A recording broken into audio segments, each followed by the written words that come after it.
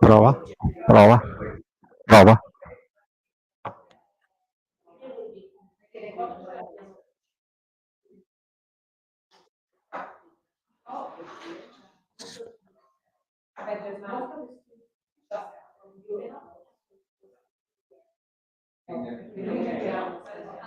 Prova, prova.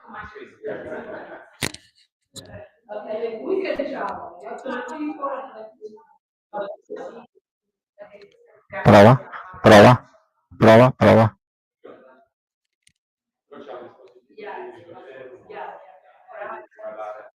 Ok.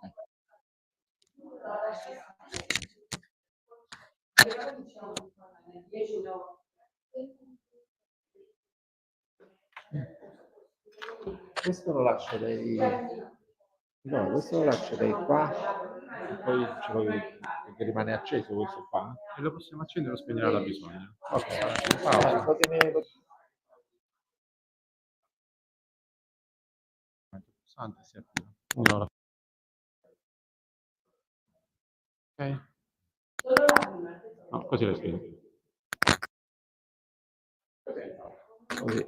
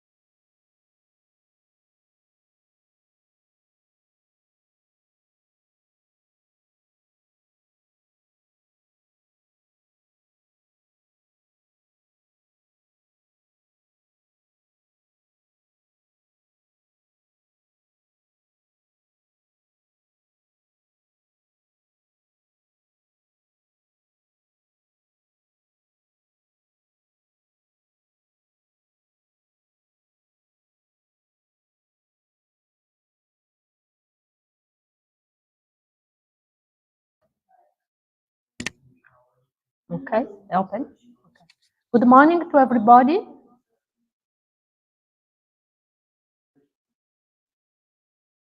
Okay, so we are online. We are going to start. Good morning to everybody and welcome. It's okay. And welcome to the Italian Academy Center here in New York, hosted by the Data Center of the Cornell University. It's a real pleasure for us to have some eminent scientists here with us today. And this is thanks to a transnational program founded by the University of Napoli Federico II in collaboration with the University of Wilmington, North Carolina, and the University of California, San Diego. So thanks to this program, we were able to organize this second international school blended in a form of a blended workshop that will have as main topic climate change related issues, starting from the microscopic point of view of natural products, chemists and biologists, and going broadening to a more concept of issues related to climate change and environment. And this project has been created to have a space, a virtual space, I would say, in which scientists, young researchers, and people that would like to follow us will discuss about these problems related to climate change. And we wish to provide a kind of space where young researchers could also meet and introduce themselves to well-known scientists, and so maybe establish a future link for connection for PhD application in Europe, US or whatever. Today, I would like to start introducing the colleagues that will open this session, this first session.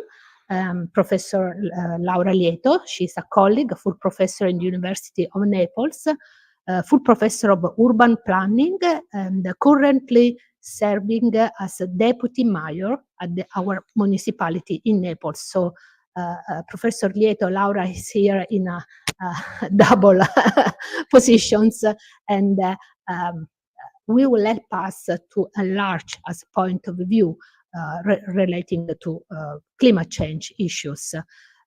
Laura is a planning scholar and a urban ethnographer working on informal practice, transnational urbanization, and planning regulation. She has conducted empirical research on vulnerable, segregated communities, both in Naples and New York City, where she was for some years in the past. She already knows New York very well, and she chaired several projects founded by our government and founded by European Union. And as I said, she will be the external point of view, and she will moderate the session at the end, the discussion at the end of this session today, where she will try to focus on general issue related to climate change together with our speakers. So, Laura, it's your time to introduce this workshop. I would like to welcome all the participants online that are almost 100, and it's a pleasure for us to meet you also in the future for the next edition of International Summer School of Natural Products that will be in presence next July. Please, you will see on the slide the website of the summer school, as well as the website of Italian Academy Center that host us today.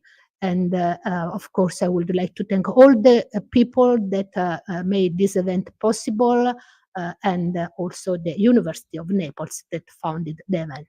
So please, Laura.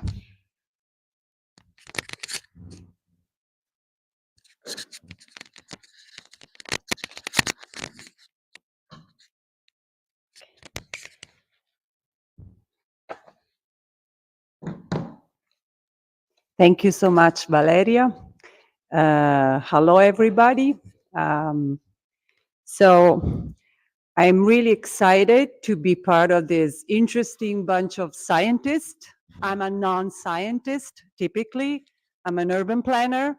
And so it was, when Valeria invited me to join this seminar, I felt really excited, although I didn't know what it can come out of this weird bunch of people. I'm the weirdo, and you are the bunch of people, right? So, but this seminar sounded as a great opportunity for me to share my work as an urban scholar, and now as serving as a deputy mayor in charge for urban planning for our city, Napoli. And it was a great opportunity for me to build some common ground with people from scholars from really different fields whose work really fascinates me.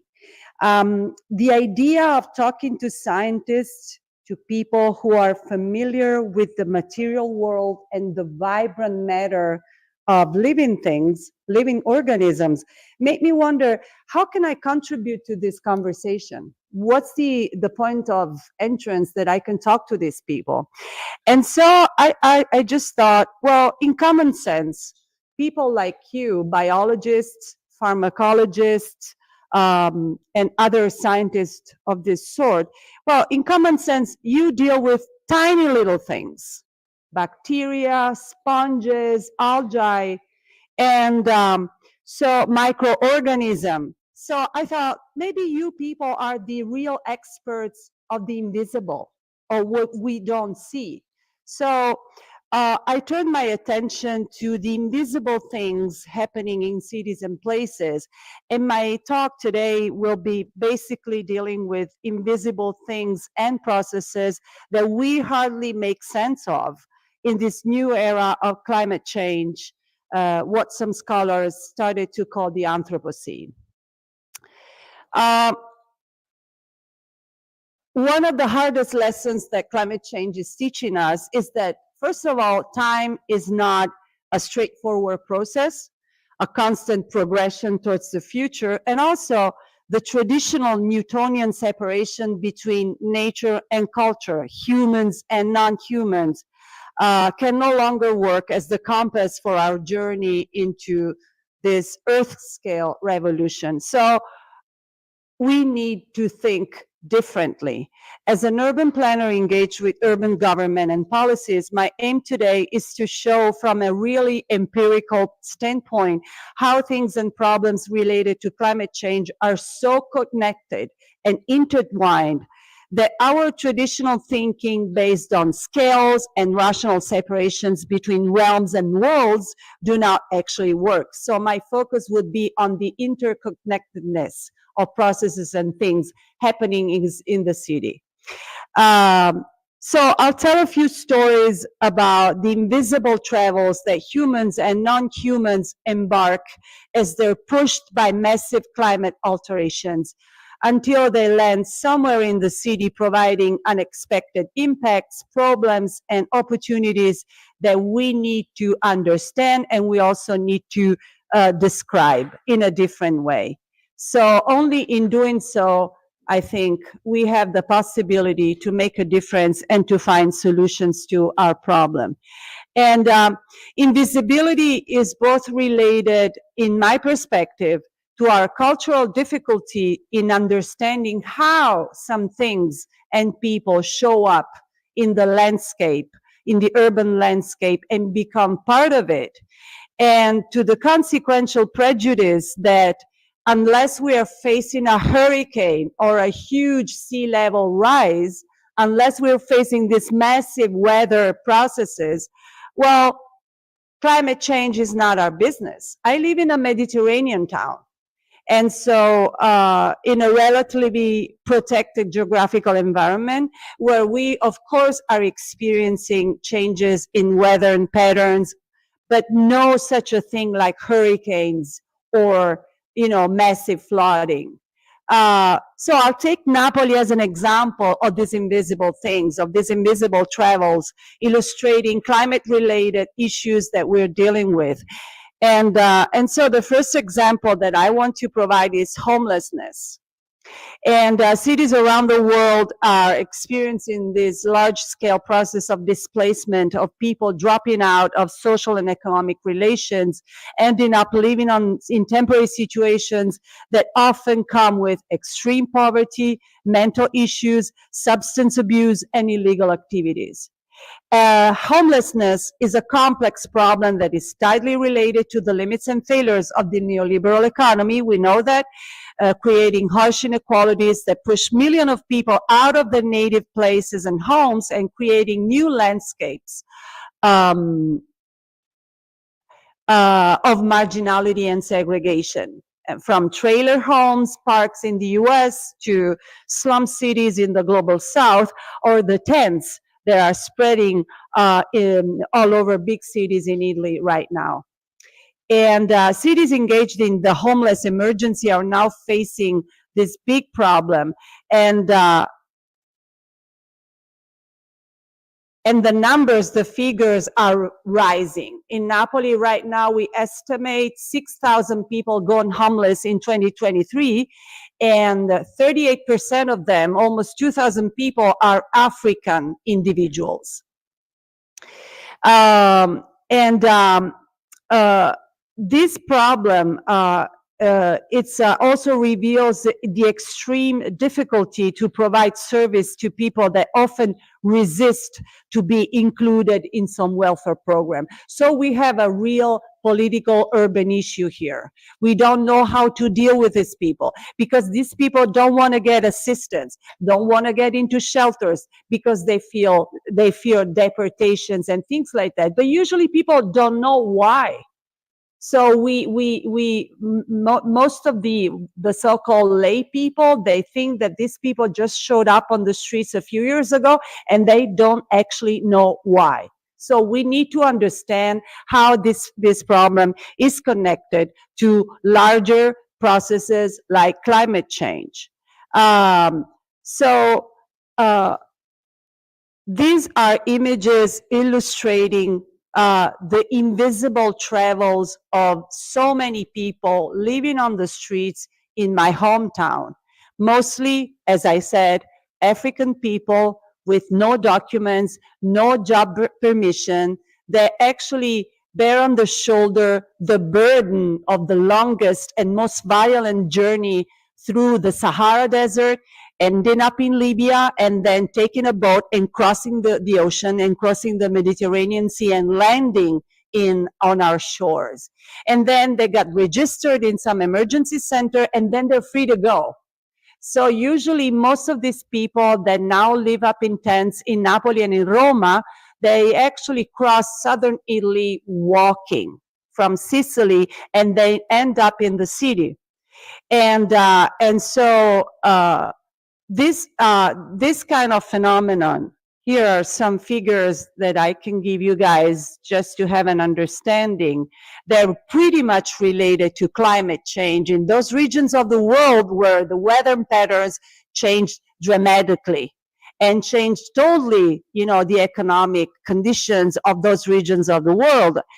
Think of the pastoral economies that were the main source of income for many groups in sub-Saharan countries, and now this economy are totally blown up because the normal cycle, the normal predictable cycle of rainy season and drought is totally altered. And so, all of the consequence of these processes, it's like narrowing access to resources like cattle and farming land. And this is often the reason behind widespread conflicts and violence between warring factions and different ethnic groups. So warlords and weapon economy proliferate in those regions while millions seek to escape from violence, extreme poverty, and famine. So this is one of the issues that it's interesting to put on the table, to actually make an example of how, if we don't understand the connections between all of these things, we're not able to deal with these people and to find a solution to the problem. So we invested as a city last year 30 million euros to deal with this kind of problem. So this is also an interesting figure for you guys to understand the impact over city government of such a phenomenon.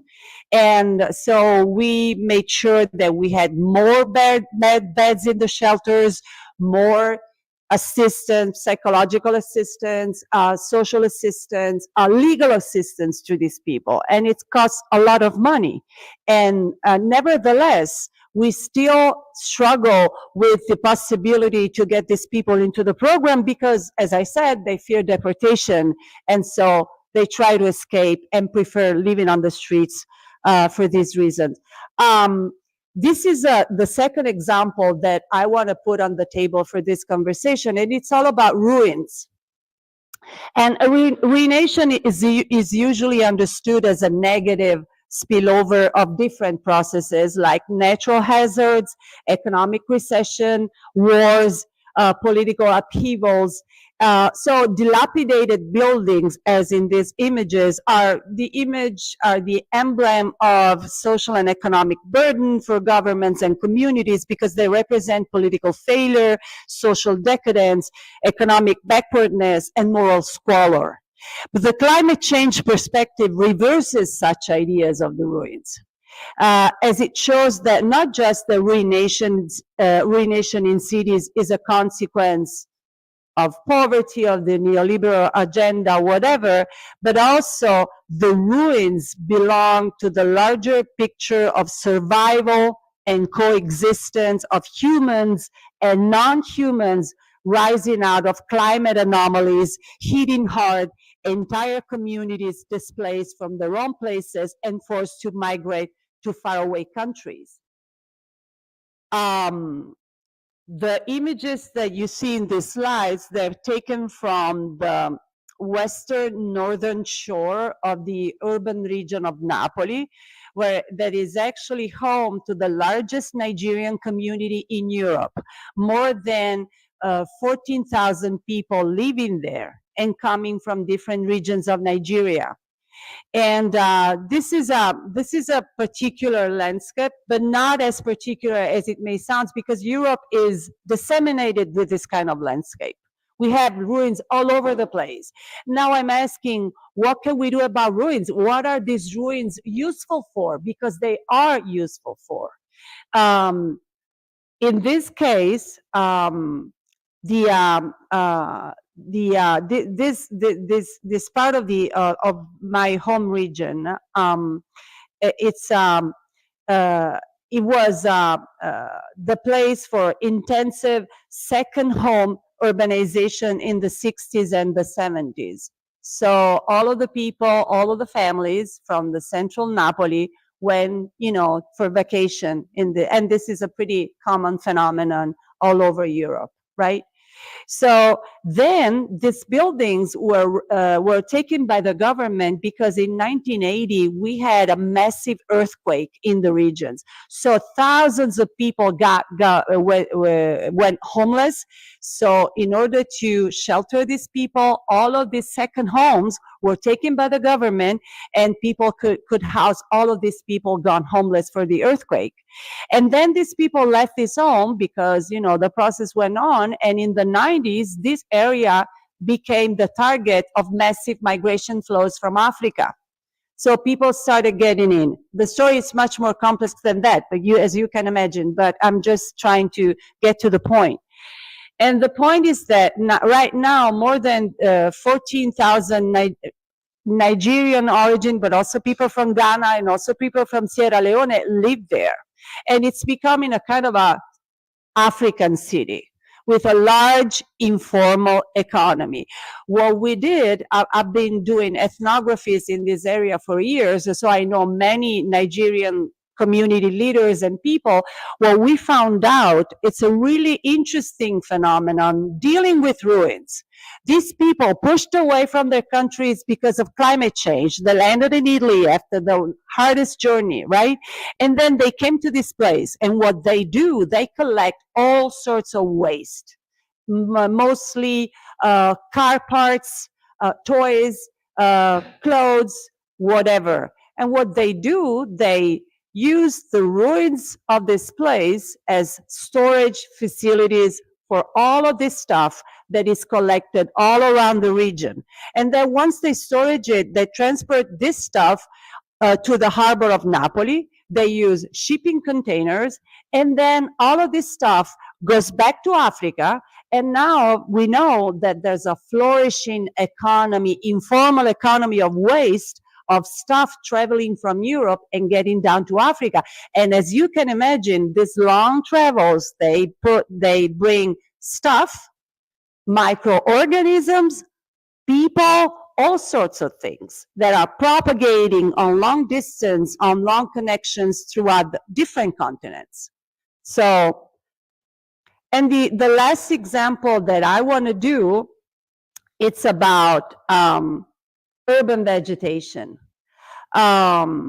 So the Park and Garden Department of my city, they're actually working really hard right now to actually manage urban vegetation in parks and gardens of the city because of climate change. I mean, people complain all the time because because, for example, trees fall down all of a sudden, and this is really dangerous, and this has consequences. For example, in the rainy seasons, what we do is to actually shut down the schools because of young people and families circulating on the streets, and there's a danger that these trees can just fall off. Why do they fall down?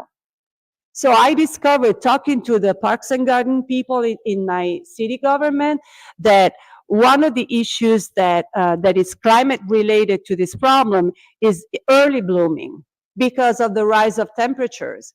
And so it's like plants and trees, they just got crazy because they bloom in the winter. And this means that, for example, the trimming service that needs to be provided as, a public service to the city has to be reorganized according to a schedule that is gone totally crazy. And this is something that cities all over the world are experiencing. So when we look at parks and gardens all around here in the neighborhood, let's ask ourselves what it's doing to these places, what climate change is doing to these places. And another thing is that an increase in temperature can alter the mechanism by which insects regulate their cycles. So with a local climate. So, for example, I discovered that one of the reasons why we see, the image of some illness on the leaves of a tree is because feeding rates of insects got higher because of rising in temperature. So they eat more. So all the behaviors, of the different entities within the same ecology, they changed because of climate alterations. And also there's another thing that is really interesting, and that's about the second image below, is that exotic insect species may also be able to persist and to become at times catastrophic. We had to cut down all the pine trees in Napoli because these pine trees that I don't know if you guys are familiar with, but they are, the typical image of the city. You see the bay, the sea, the volcano, and then the pine tree. And now we no longer have the pine trees because the pine trees are sick.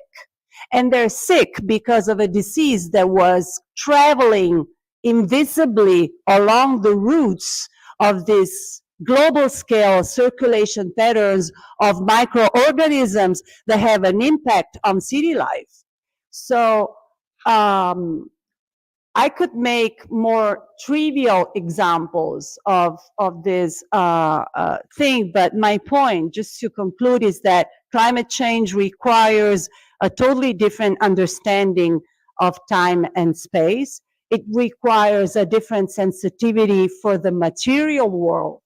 And we need to understand, as planners, as public officials, as people dealing with urban affairs, that there's no such a thing as a separation between the humans and things, the culture and the material world, because the material world is actually our main partner in the way that we live, affecting the quality of life, and also allowing us the possibility to make a difference. So we are not just facing an unprecedented threat to the planet, but also in a more positive perspective, climate change can also be sound as a global experiment in which the novel human conditions for millions of people is actually changing, is gone more into the survival mode, much more than we intended a few years ago, and maybe we can do a lot about it. Thank you so much for your attention.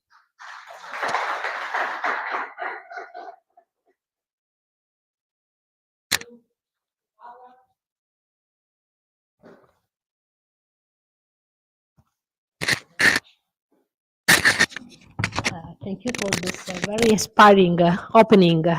And I really like this concept of the global travel of microorganisms that impact on cities' life, impact on the society. And I think that we will have a very nice discussion at the end of the talks, starting from these ideas that Laura brought to us that are strictly related to the job that we do, our research on natural product chemistry related to microorganisms, to plants, to environment in more general sense.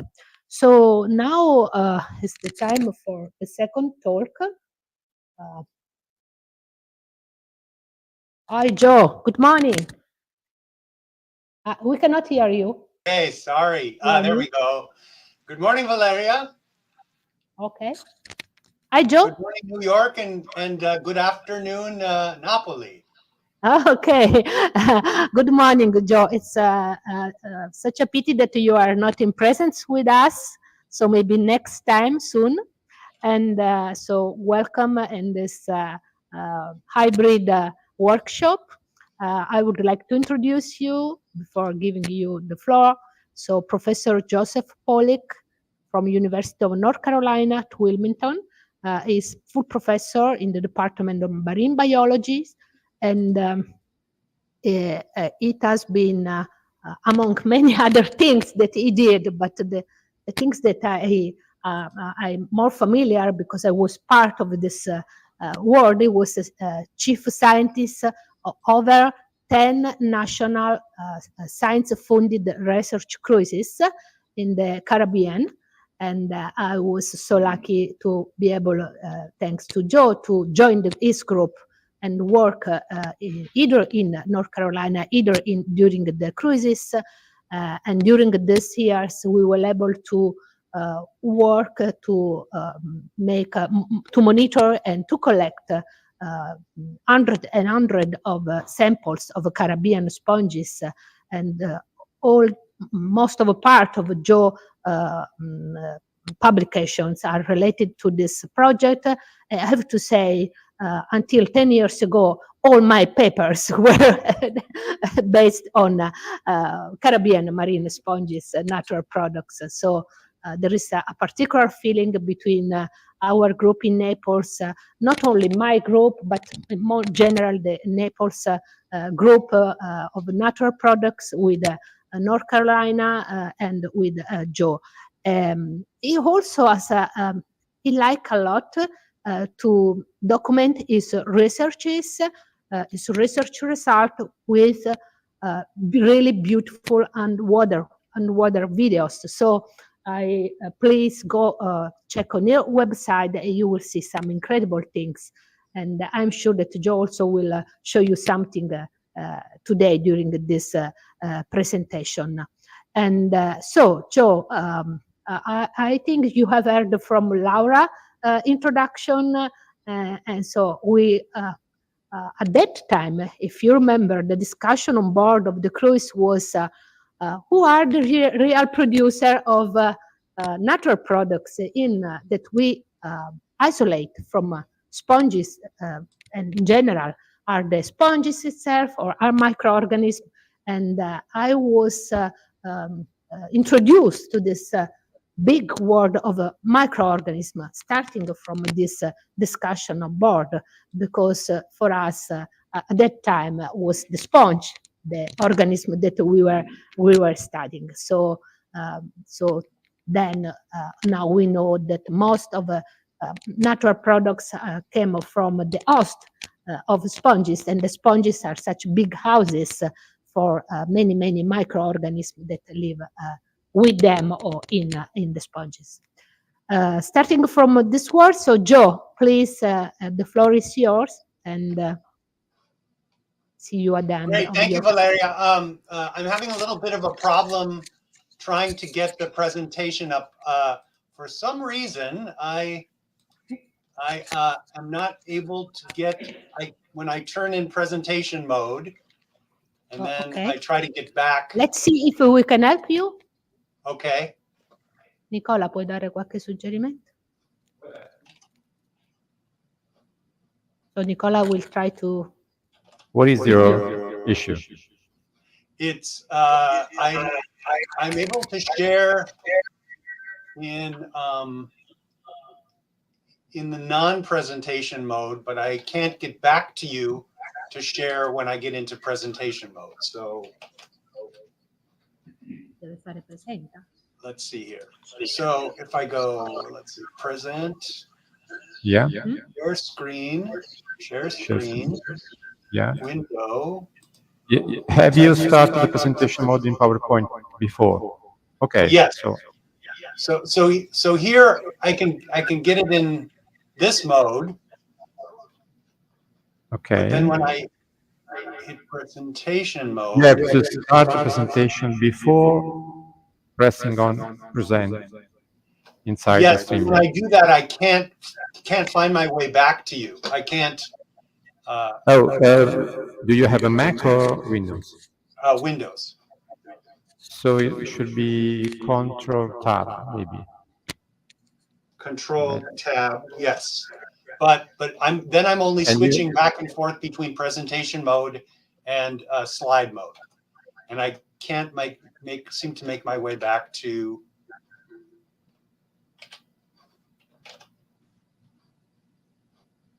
I can't make my way back to the. I did this yesterday, but it's not working today for some reason. Because today is today. Everything changed. So yesterday we did this. We started the presentation mode in PowerPoint. So you see the presentation in full screen mode, no tabs, no, okay? So do this. So I'm gonna get out of sharing the Yeah. screen, right? Exactly. Go in PowerPoint. I'm gonna go into PowerPoint. I'm gonna start over. Start presentation in full screen.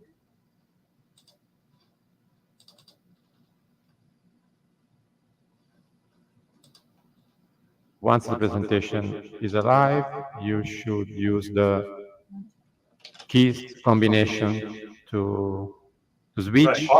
Alt tab gets me back to.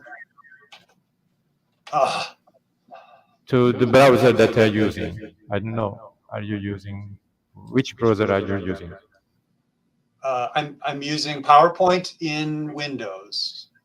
No, the browser you are connected with in StreamYard. It's Chrome. It's Chrome or Safari or... Chrome, correct, Chrome. Okay, so when you see the full screen presentation, just Command Tab and choose the Chrome window. Okay. So that you can... Chrome window and what? Tab? And then you should see the StreamYard. Yes, Okay. yes. Now Okay. presentation. Presentation, share screen, And choose- window. There we The one go. with... Now are you seeing the Yeah. full screen? Yeah, bravo, bravo. Wonderful. We got Okay. it.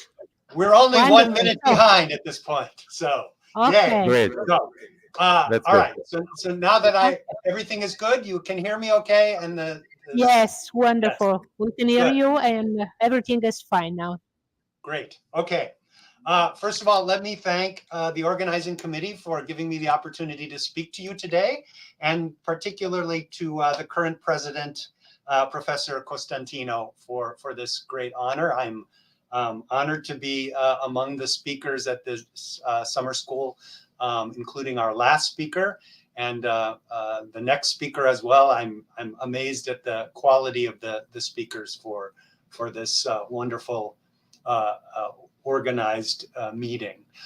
Today, I'm pleased to be able to be one of the first speakers addressing something a little perhaps unfamiliar to most of the students who are watching this presentation, because most of you are either chemists or pharmacologists, and I am an ecologist, so I'm going to actually focus on the natural part of natural products. That is to say, natural products in nature, essentially in natural systems. And this presentation is essentially a narrative that extends for the past 30 years of my work with many students and many collaborators with funding from many sources that I've sort of pulled together to tell you really a story about how ecologists approach the idea of secondary metabolites and their effects in nature.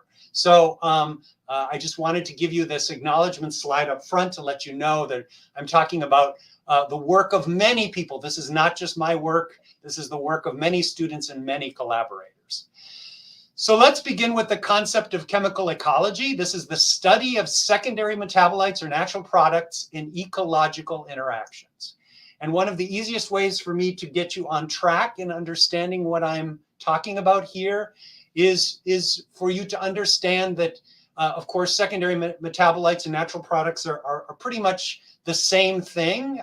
And human beings have been involved with the use of secondary metabolites or natural products for thousands of years, literally 2,500 years, for the extract of, for example, this willow tree, which was easily recognized thousands of years ago by human beings as an effective treatment for headaches, for pain, for inflammation.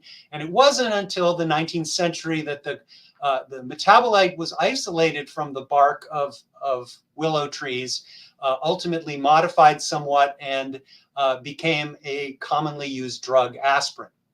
So obviously, these compounds are not produced by the subject organisms that produce them for the purpose of pharmacological use by human beings.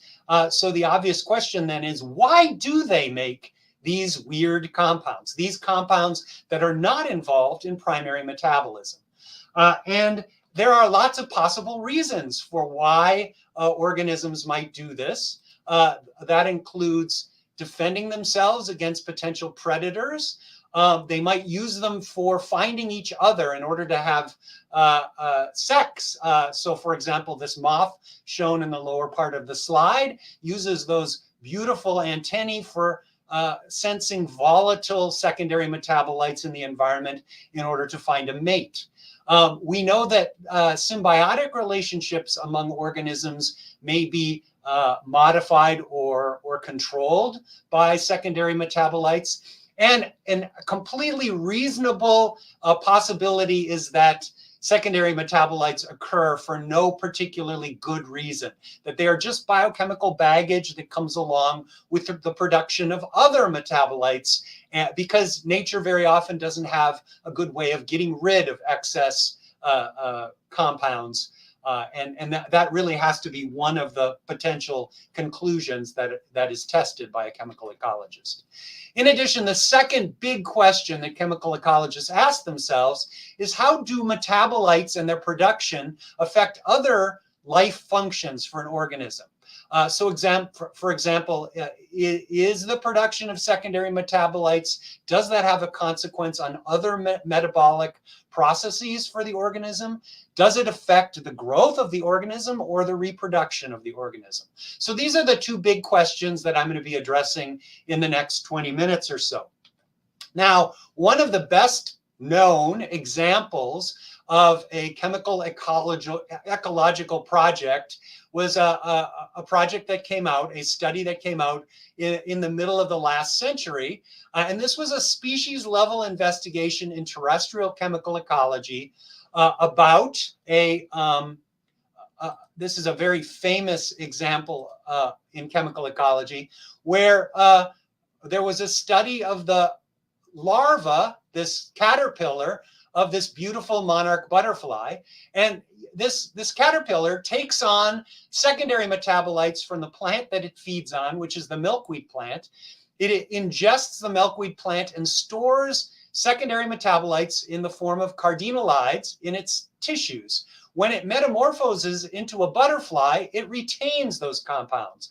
And when potential predators attempt to eat the butterfly, they vomit. And that very terrible behavioral response makes them learn not to eat the butterflies that are similarly colored to the monarch. And so it turns out that other species of butterflies have evolved to look similar to the monarch butterfly, like the viceroy butterfly, even though its larva does not eat a chemically defended plant. And so the birds avoid all butterflies that look similar. So this is a great example of a species level investigation of the chemical ecology of a plant and an herbivore. And there are many, many examples of these kinds of studies from terrestrial chemical ecology. But when you look for broader sorts of investigations at the level of the ecosystem, where we might learn about how chemicals affect plant environments in more broad terms, we really don't see a lot of information at the ecosystem level. And the reason for this is that plants are affected by many more important things than the presence of insects in their environment as you move from place to place. So as you go up a mountain or you go from a coastal range to the inland areas of Italy or New York, you find a completely different set of plants in the community because rainfall is different and light levels may be different, or it may be more arid in one place or another, or the soils may be different. And so these are much more important factors in influencing the community structure of plants in terrestrial environments than the effects of these insects.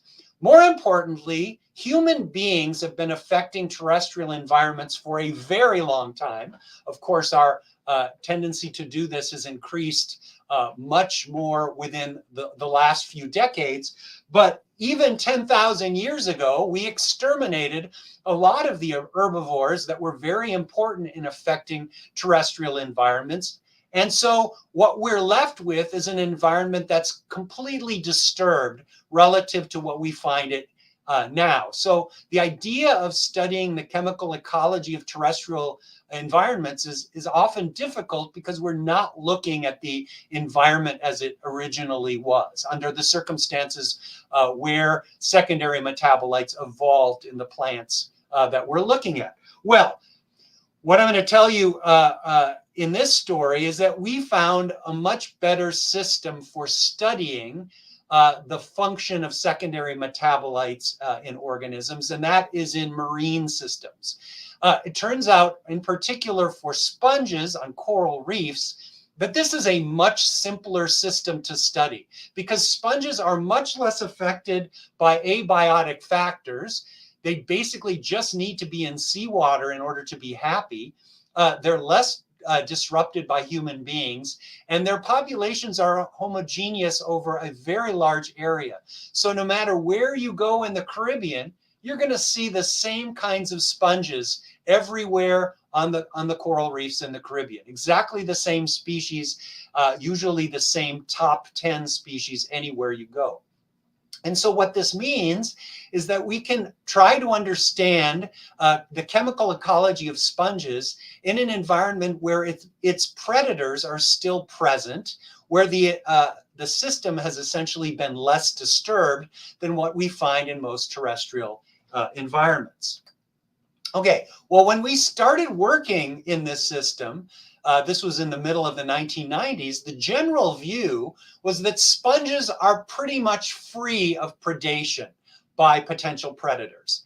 And at that time, it was well known that there were a lot of sponges on the reef, that there were various fishes that might be feeding on those sponges. But the work of these two scientists, Randall and Hartman, what they did was they basically went out and shot thousands and thousands of reef fish. They cut out their guts and they investigated what those fishes were eating. And Hartman was an expert in sponges, and he looked within the guts of those fishes to see whether any of them were eating sponges. And what he discovered was there were very few fish species that actually fed on sponges. Moreover, there were usually lots of different kinds of sponges within the guts of the few species that actually fed on them. And so the conclusion that Randall and Hartman came to was that basically these sponges, they're not that affected by predation. They basically can grow anywhere under no effect of predation. Now, I'm going to bring up another player in the system, which was already in the system at the time that Randall and Hartman were studying it. And we're going to get back to this particular sponge predator at the very end of the talk. And this is the hawksbill turtle, which at the time of all of these studies was so rare that no one really even thought about it in terms of feeding on sponges. All right, so under these circumstances, we came up with a bioassay in order to assess whether secondary metabolites in the tissues of sponges protected them from potential predators. And we came up with this bioassay where we would collect the sponges, we would extract them in organic solvents in order to get the crude organic extract of the sponge tissue at a known volume, so exactly the same volume as this material, this paste that we put it into. This is a food paste that fish would otherwise eat. When this was mixed together and then extruded in calcium chloride, the alginic acid in this paste would turn the food paste into a spaghetti noodle, okay? And then we would chop the spaghetti noodle up into pellets and feed the pellets to our bioassay fish. This is a very common fish on Caribbean reefs. It's called the blue head wrasse. And we would have many, many sets of these fish in little separated containers within aquariums. And we would assess whether or not they would eat the pellets. And if they didn't like the taste of the pellets, they would throw them up, just like the bird throwing up the butterfly that you saw in the previous slide. We had another version of these bioassays that we did in the field. I'm not going to talk about these. This turned out to be the most productive and easily done bioassay for these particular experiments. So these are the kind of data that we got from these bioassays. And what you're looking at here is the number of pellets that the fish would eat when there were extracts of these different species of sponges. So all of these Aplycina species sponges were very chemically defended. The fish would spit out all the pellets, save a few. So these are the mean number of pellets eaten. Other species of sponges we found were quite palatable. That is to say, they were edible. The fishes were not deterred from feeding on these species of sponges. And we followed this bioassay over the course of about 20 years to discover the chemicals responsible from the tissues of all of these sponges that were responsible for chemical defense. And the way we did this is simple bioassay guided fractionation, something that all of you pharmacy and chemistry students are probably completely familiar with, where you simply separate the compounds in the crude extract using chromatographic techniques in order to isolate the molecules that are responsible for chemical defense. So this is something that we have now completed for over 106 different species of Caribbean sponges, and we know in many cases what the chemical compounds are that are involved in chemical defense. We went further for some species of sponges. So this is an Agulus species of sponge, and this is oroidin, which is a metabolite that's responsible for chemical defense in this genus of sponges. We figured out what the complex mixtures were in these various sponges and at what concentration the metabolites were in the tissues of the sponge.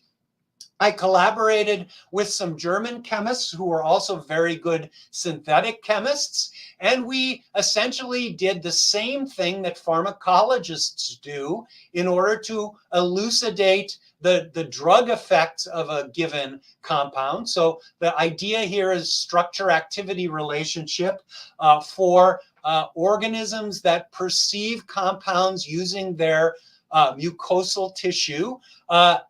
All that's responsible for changes in the relative taste or odor of compounds is a function of the size of the molecule, the functionality of the molecule, and the orientation of the molecule, right? So you can have a volatile secondary metabolite that smells lemony or skunky, that is different depending on the functionality, or something that tastes hot or sweet depending on its relative conformation. So we use the same concept in order to figure out what it was about oroidin that made it a defensive metabolite. And what our collaborators did is they made a series of different metabolites that isolated the various structural components of oroidin, as well as generated new molecules that had different kinds of substitutions. And what we discovered was that the pyrrole side of the oroidin molecule was required for chemical defense. The imidazole side of the molecule was insufficient, but enhanced relative chemical defense, and that you could change, for example, the heteroatom to oxygen or sulfur with no effect. If you increase bromination, you generally enhance the defensive aspect of the molecule. Similarly, increasing the polarity did that, and dimerization also enhanced chemical defense. So these were all exactly the sort of thing that people who are looking at drug activity do in order to manipulate molecules in order to see differences in their bioassay guided fractionation and then subsequent pharmacological bioassay. Well, for us as ecologists, what was even more interesting was the fact that some sponges were not chemically defended at all, even though they lived side by side with the species that were. And what we noticed is that very often these chemically undefended or palatable species of sponges, when present in places where exactly the same fishes that Randall and Hartman had said fed on sponges, that we didn't see them looking healthy, we saw them graze down to the substratum. So these are sponges that have been bit up by potential predators. And we could observe in the field this exact thing going on. So that's the same species of sponge, and these gray angelfish are busily grazing away at this particular sponge. Well, this was very different than what Randall and Hartman had proposed for sponges on these reefs. When we went back to their data, their gut content data, and compared them with ours, what we discovered was rather than these potential predators feeding generally on all sponges with no effect on any of them, they were in fact concentrating their predation on just a few chemically undefended species. Species like this gray tube sponge, which made up the majority of their diet. So most of the species that these sponge-eating fishes were eating were in fact the chemically undefended species. They were avoiding chemically defended species. So what this meant was that there were in fact categories of sponges on Caribbean reefs.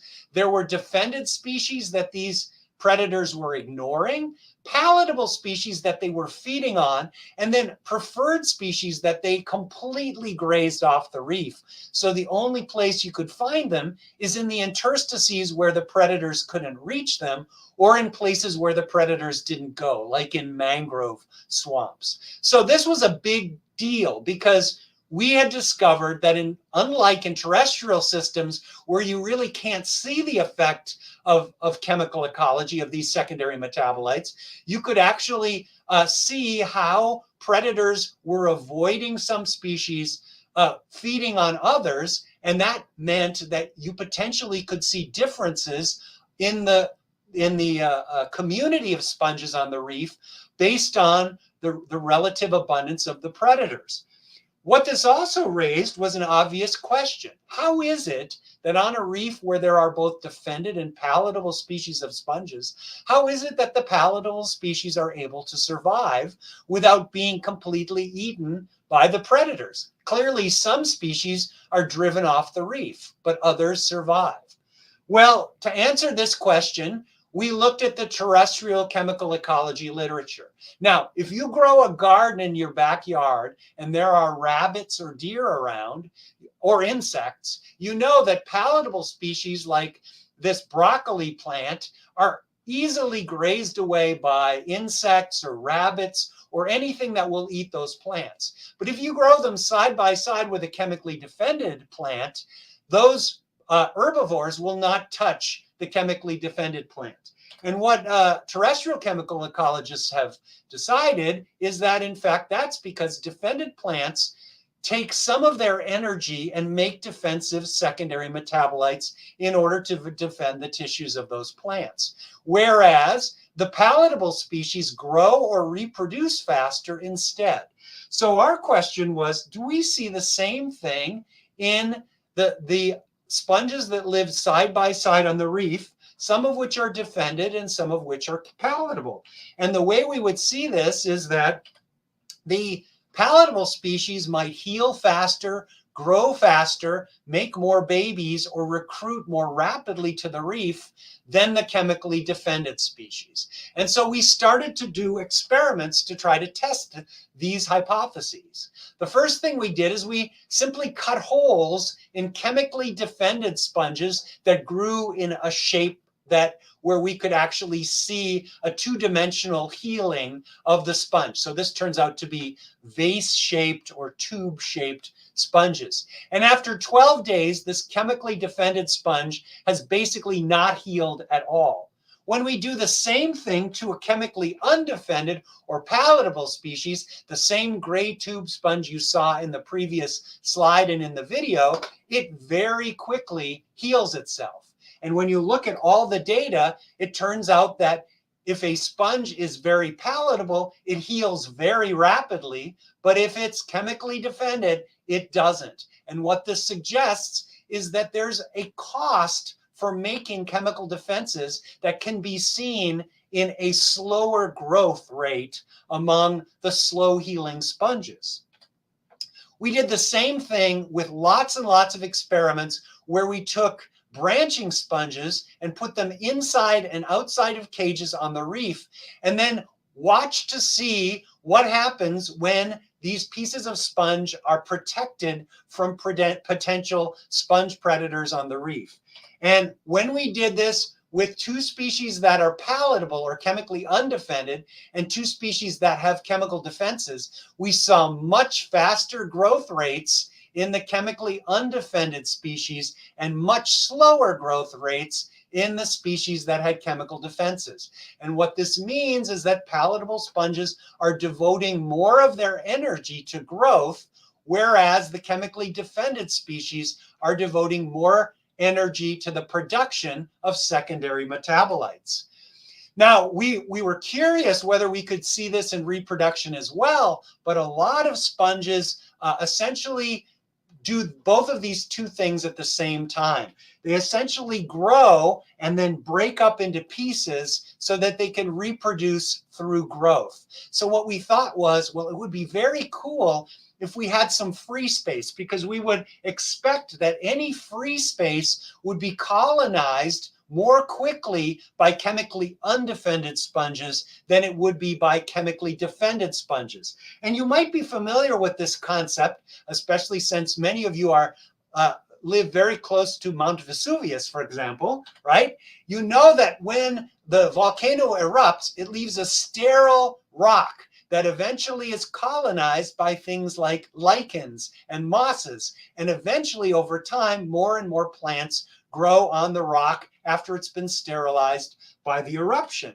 Well, we basically had the same thing happen right off of the reefs that we study in Florida when the city of Key Largo sunk an entire boat right next to the reefs that we study. So this is the same as Mount Vesuvius right next to completely completely sterilized surface right next to a coral reef where there are a bunch of sponges. Our hypothesis would be that only the palatable, chemically undefended sponges would land on the surfaces of these of this new shipwreck area and colonize the surface over time.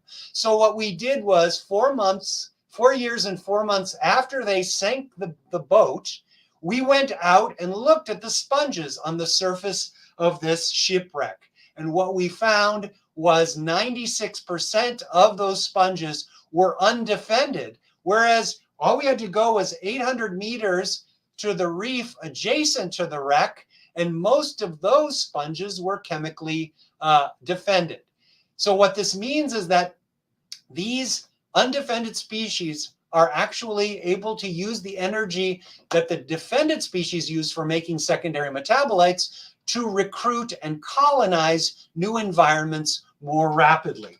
So the conclusions were that there is a resource trade-off between making secondary metabolites and other functions, such as recruiting to new habitats. Now, this shipwreck actually turned out to be a very useful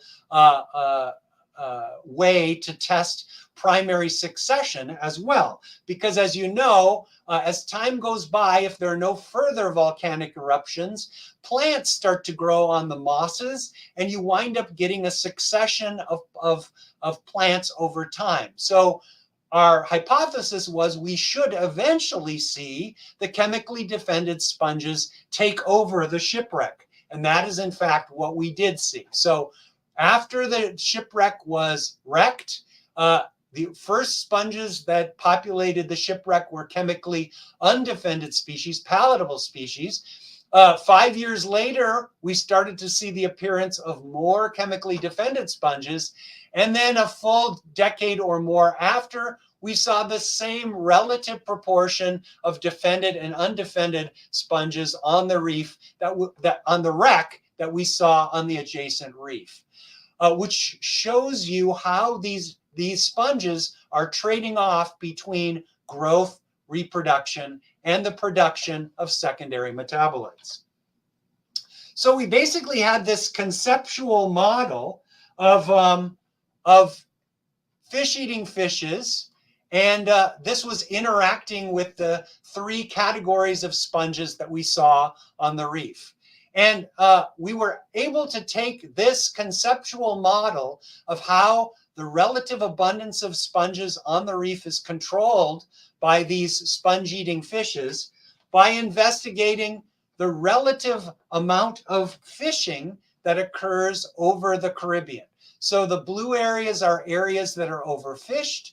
The red areas are areas that are not fished because they're protected. The red areas are areas that are heavily fished and very often completely stripping these reefs of fish predators.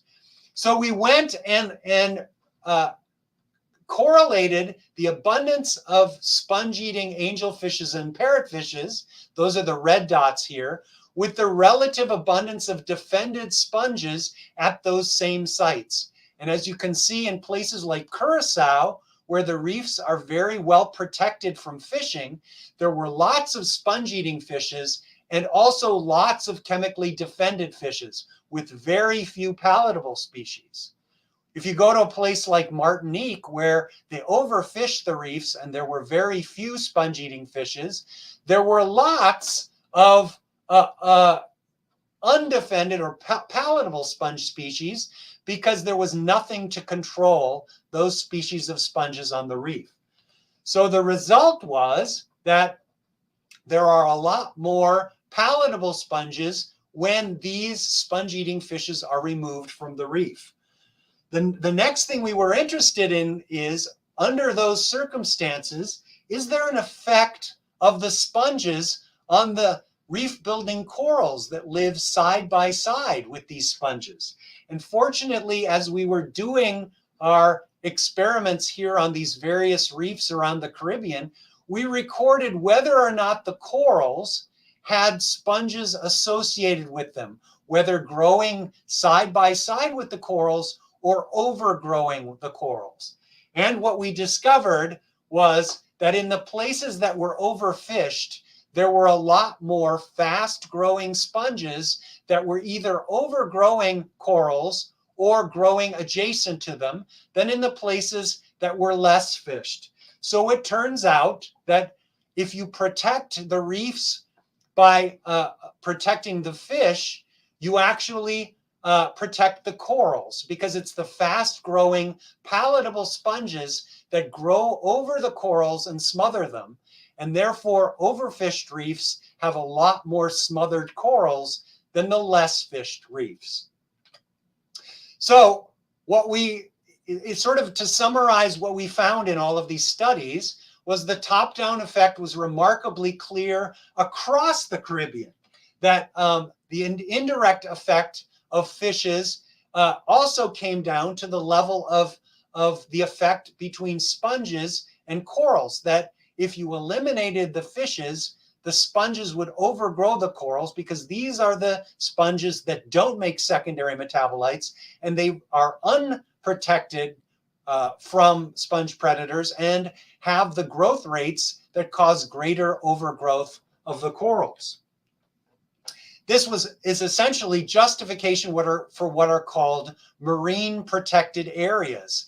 And this is a better justification than any that are out there currently from studies of, for example, seaweeds.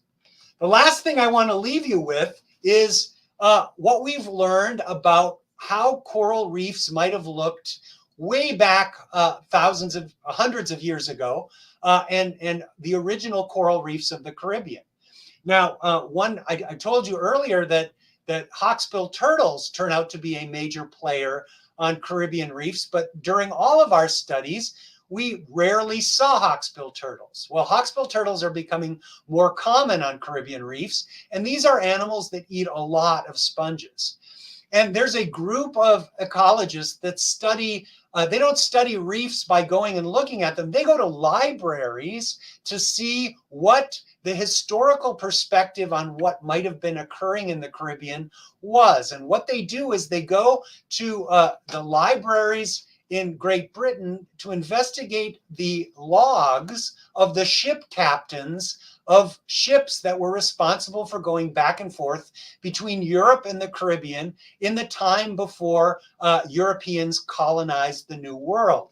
And what they found was that there were extensive records kept by these ship captains of the places where turtles nested and laid their eggs, because these were important commodities for sailors who were traveling in the Caribbean. And what they discovered was really interesting. They back calculated that at the time that Europeans made it to the New World, there were 11 million hawksbill turtles in the Caribbean. And they came up with that number based on the numbers of nesting sites that are in the Caribbean now versus the number that must have been there based on the historical records. So we now have many fewer hawksbill turtles than we had back then.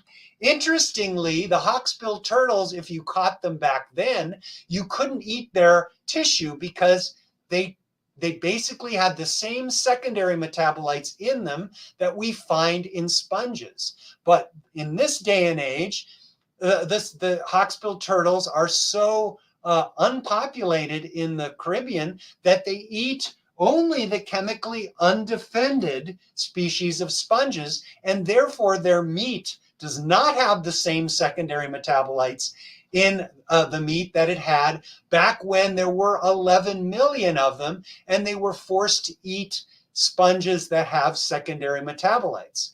So what this means is that in Caribbean reefs of the past, there were so many spongivorous organisms that they basically ate both the chemically defended and the chemically undefended sponges from the reef. And so the meat of the turtles was actually affected by the secondary metabolites found in the sponges. Reefs that we see today, there are very few of these sponge predators, only some fish, and therefore both palatable and defended sponges have taken over the reefs. So that's a big change relative to what reefs must have been like before European colonization. Now, the one bright spot in all of this is that turtles have been protected now for several decades. Their populations are starting to return to these reefs, and they are feeding on the sponges that they like the most. This is an example of an undefended sponge species, and we would expect over time that the populations of these sponges would go down, and ultimately, if things go well, we might see a shift to the kinds of populations of sponges that we might have seen in the Caribbean before European colonization. So with that, I want to thank you very much for your attention. I'm sorry if I went over time, but thank you so much.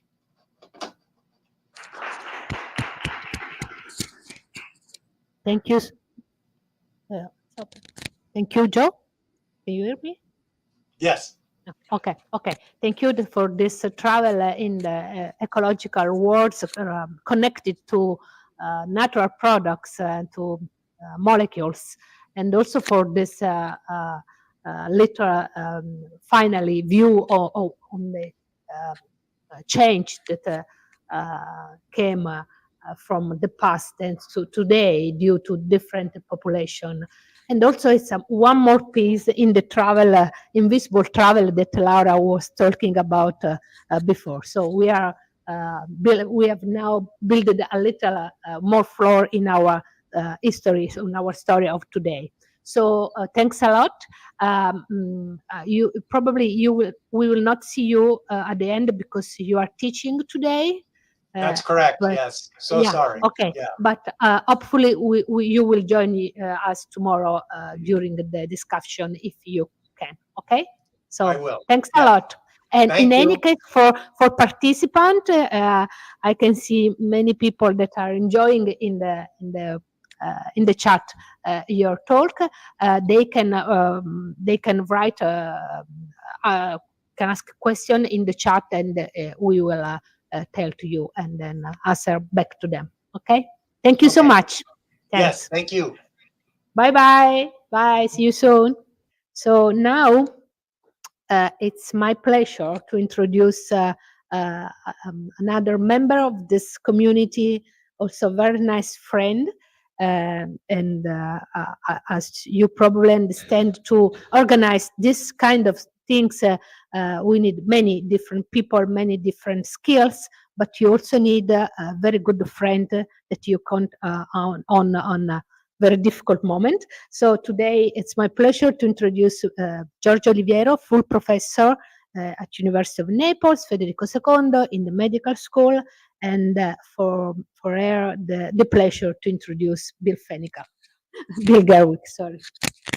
Thank you, Valeria, for your very kind words, and welcome to this second blended version of the ISSNP School and Saddle for Me Too.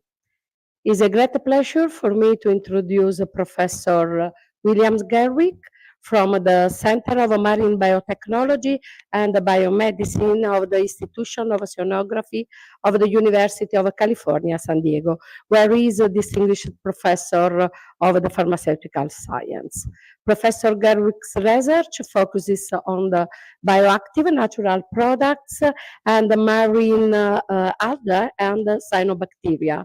their application in biomedicine, especially in parasitic disease, their biosynthesis using genomic approach, and the development of a new method in structure analysis, including the very current tool of the artificial intelligence that is very interesting, and we are happy to discuss at the end of these talks also about the use of this tool in our work in our field.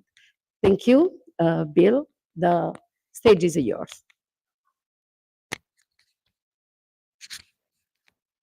Okay.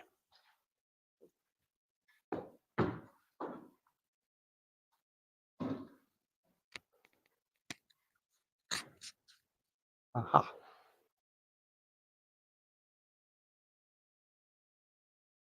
Well, thank you for the nice introduction. It's just truly a pleasure to be here, to be in the summer school. Once again, I want to thank Valeria for all her efforts over the years to put together the summer schools. And I want to congratulate you and your team on continuing to keep a very fresh aspect to the summer schools with different themes. And this year, of course, on climate change, which you asked if I and the other speakers would address in some ways.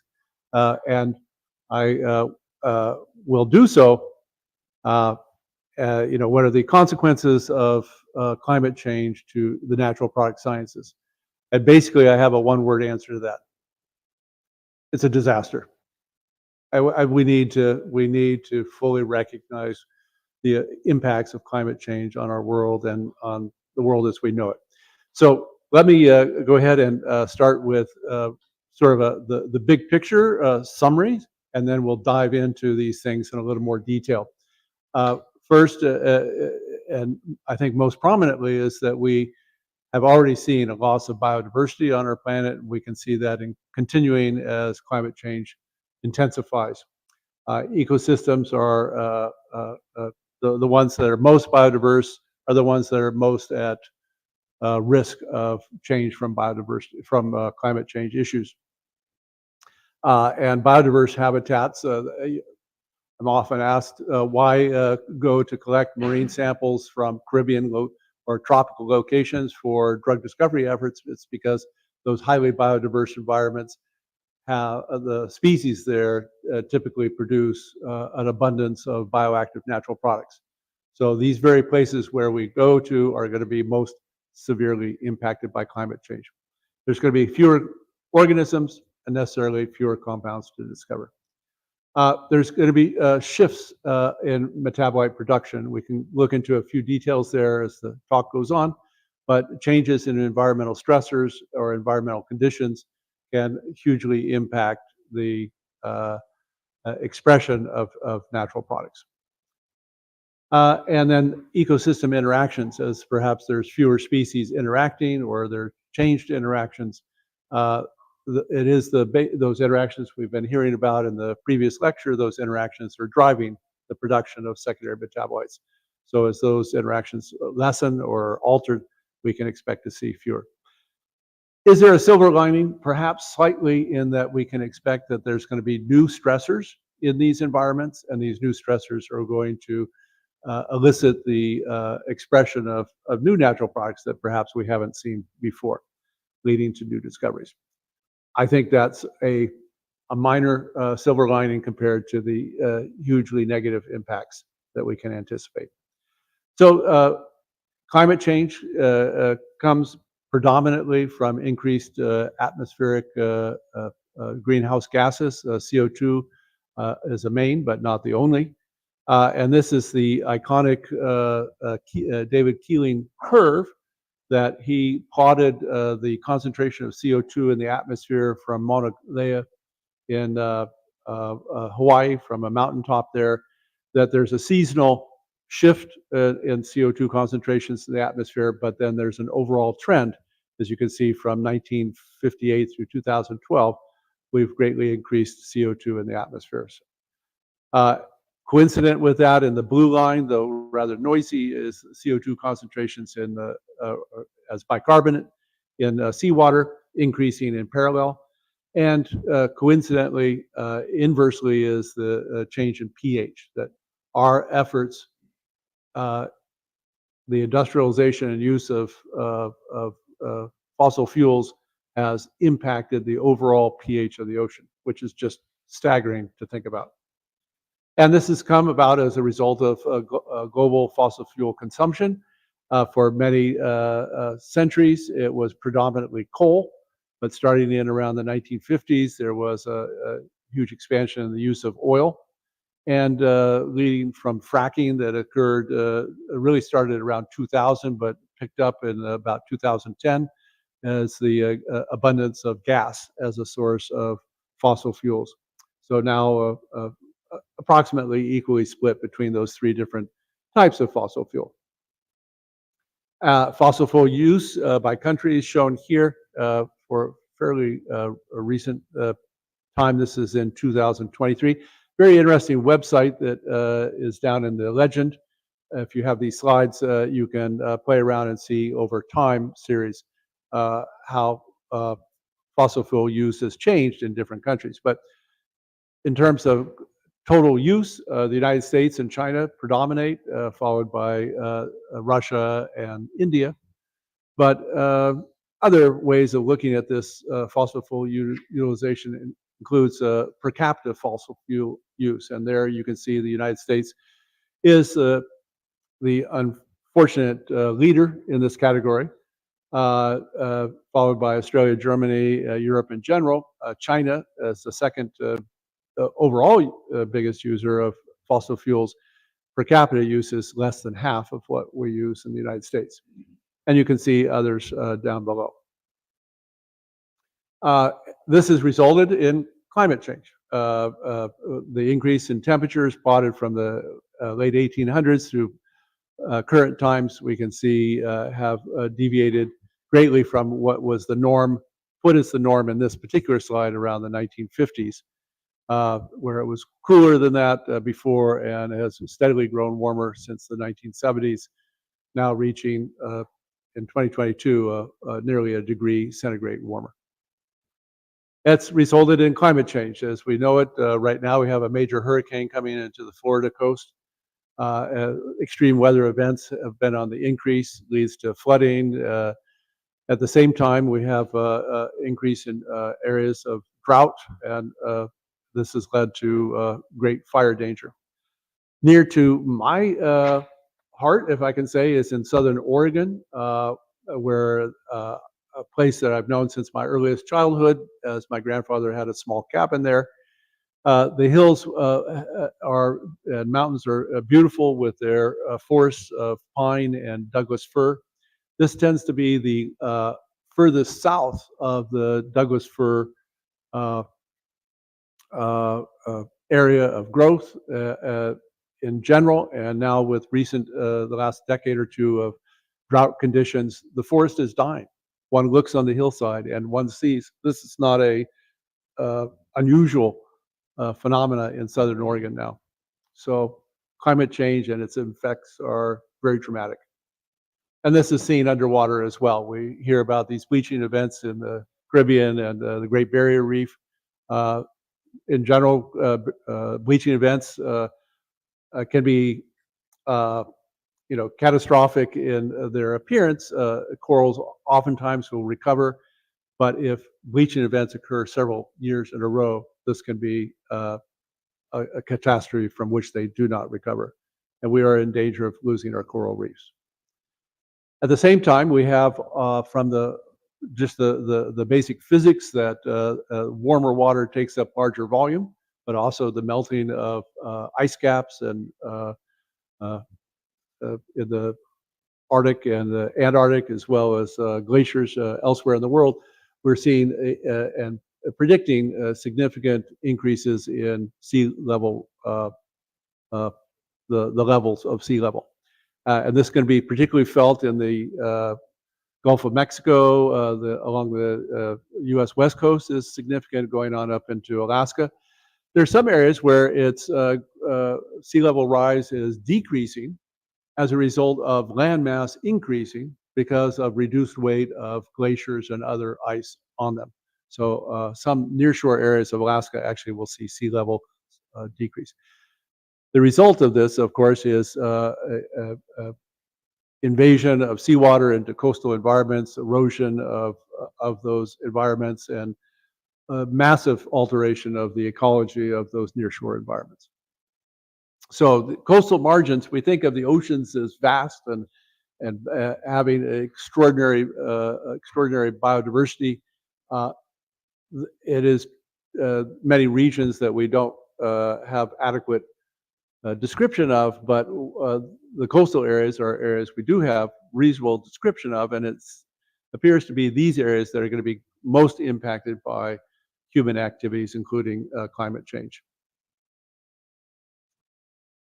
One of the issues I thought I would share is a paper that explored species extinction as a function of climate change and increased temperatures. Several models of this indicate, and as I addressed at the beginning of my lecture here, that it is these pantropical areas around our globe that are areas, generally speaking, of very high biodiversity. These are going to be the areas most impacted by species extinction. It's simply going to be too warm for their current physiology and biology. At the same time, there's going to be a migration of species from colder waters, from warmer waters that are going to get warmer even. They're going to move in poleward, both to the south and to the north, and there's going to be a much increased species invasion in the polar regions. And necessarily a very big shift in the ecology of these as new species invade areas that previously were too cold for their life. So looking at this in a text form for a minute, increased temperatures in the tropics, we're going to see local extinctions. They're going to be hugely increased in coral bleaching. In the temperate regions, warm adapted species are going to replace cold adapted ones. And there's going to be species shifting to the poleward direction. And in the polar regions, there's going to be considerable invasion. Endemic species will be outcompeted, and we will see very new ecologies develop. Increased climate variability, heat waves and storms increase the rate of disturbance. We have increased upwelling and water column stratification. It's going to change the hydrology of and nutritional value of water, seawater. Sea level rise, as we indicated, erosion of coastal habitats, and changes in larval transport as a result of changes in ocean circulation. So biodiversity is important. It's important for many reasons, for sources of food, sources of pharmaceuticals, a main focus of this group, but also materials, the resilience of ecosystems and ecosystem services, soil and water health. There's much education and research that occurs as a result of biodiversity, as well as recreation and human well-being, and perhaps the well-being of other animals derived from a healthy biodiverse environment. So the preservation of biodiversity provides this vital link to critically expand the molecular diversity of successful drug discovery efforts. And I say that because, and this group may be familiar with this iconic pie chart that's been published over the years by the David Newman and Gordon Craig compendium on where do we get our drugs from. And this is for, I don't have the number here, but I think it's about 1,300 drugs that in green we have drugs that derive from natural products or natural product derivatives directly. Biologics are in blue, vaccines in purple, and then the three pieces of the pie on the upper left quadrant are various synthetic compounds that have been designed and mimic, in some sense, a natural product feature. And so they've been inspired by natural products. And it's really this bottom orange piece of the pie that are purely synthetic in origin and have no basis or inspiration from a natural product. So in one sense or another, a very large proportion of our drugs have derived from or inspired by natural products.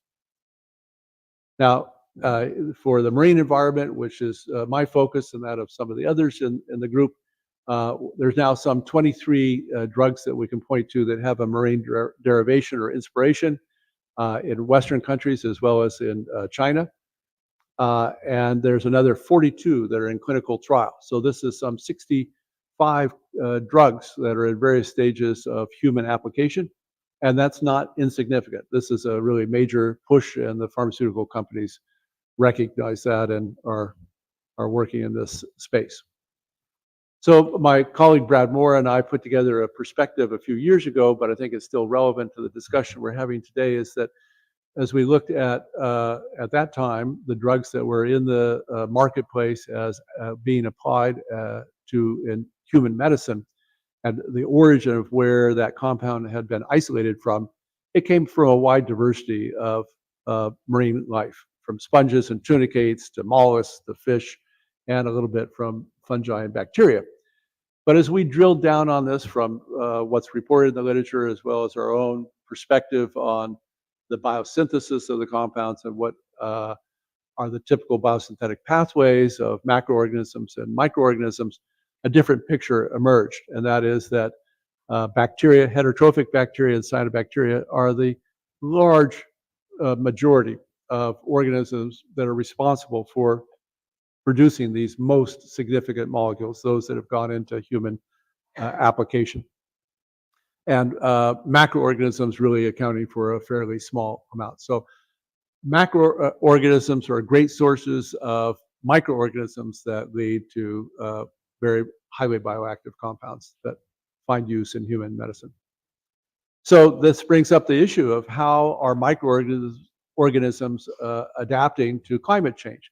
And I found this study to be particularly insightful, looking at two corals, a Galaxia fascicularis and a Acropora valida, the first being a stress-tolerant coral and the latter being stress-sensitive. And you see Galaxia, the microbial population charted out on the left-hand side, and Acropora on the around the middle.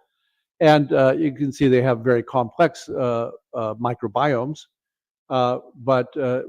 and much too complex to go over in any detail here. But I think the picture that you see is that in these, the first four panels from the top in each case are for the microbiome during a stress treatment that was either heat or change in acidity.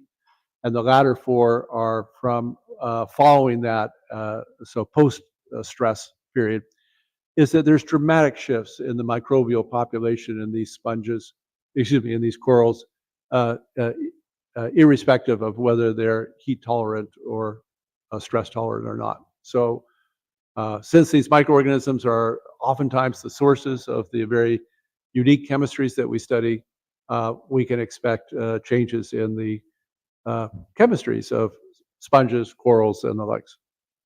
And here's just a study that looked at a particular strain of Streptomyces that produces an antibiotic, that they looked at the production of that as a function of pH. And you can see at low pH, the direction we're heading in the oceans, though not to this level yet, that there's no production.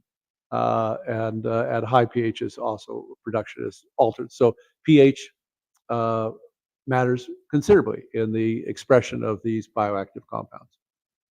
And climate change is exacerbating the impact on pathogens. We see marine life being, and terrestrial life, dramatically altered by pathogen attacks. So some effects of climate change on microorganisms are that the warming ocean temperatures are altering microbial ecosystems. It's going to alter bioactive compounds and secondary metabolites due to shifts in the metabolic pathways, such that different types of compounds are going to be produced. In the soils, we see soil microorganisms are key players in nutrient recycling and natural product synthesis, and this could greatly alter and impact agriculture by altering the plant microbe interactions. There are efforts afoot to change this latter feature, that is, changing soil attributes by studying the science of soils and their microbiomes. This company, for instance, Oath Soil Life, is looking to develop a microorganism-based treatment of degraded soils such that they could be returned to production of plants. Summarizing then is, it reiterates my second slide, is that we can expect climate change is going to greatly alter biodiversity. We're going to have significant losses of biodiversity, significant losses in natural product producing species. And that brings up another issue that's afoot in a variety of smaller, I would say smaller because this really needs to be global in character, is the preservation of biodiversity in some format. And the format that many have hit on is preservation of DNA of a genus, organism from each major family, and in the future, perhaps preserve the DNA of all species on the planet, such that we can explore what those organisms have to produce and offer in the future, or maybe we use them to start a new world on Mars. Who knows? Okay, that was maybe not such a good comment. Okay, so loss of biodiversity, shifts in metabolite production, we talked about and explored a little bit with microorganisms. Altered ecosystem interactions will certainly result from this altered biodiversity. And there is some possibility that new stress-induced compound discovery will take place. So I'll leave you with this final slide. What is our vision of the future Earth? Is it that on the left, a healthy, biodiverse planet that gives us a sense of well-being, or the one on the right, which has all the opposite attributes? So I don't think we're taking questions at this time, but maybe later today and tomorrow. I look forward to interacting with the students that are participating in this workshop. Thanks so much.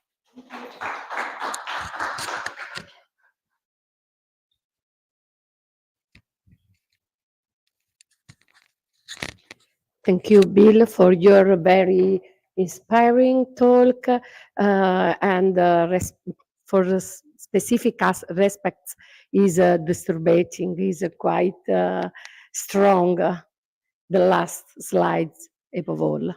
So now is please.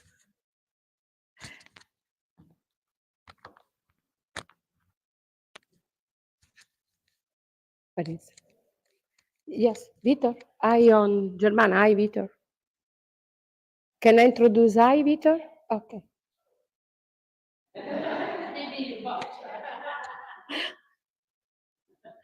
Please, Vitor. It's a pleasure to introduce, Vitor Vasconcelos, that is a full professor at the University of Porto, and starting from the 2013, is a professor, is a director of the Interdisciplinary Center of Marine and Environmental Research. And his research interests lie in the study of the diversity and bioactivity of natural compounds and produced by cyanobacteria in a special toxin and other metabolites.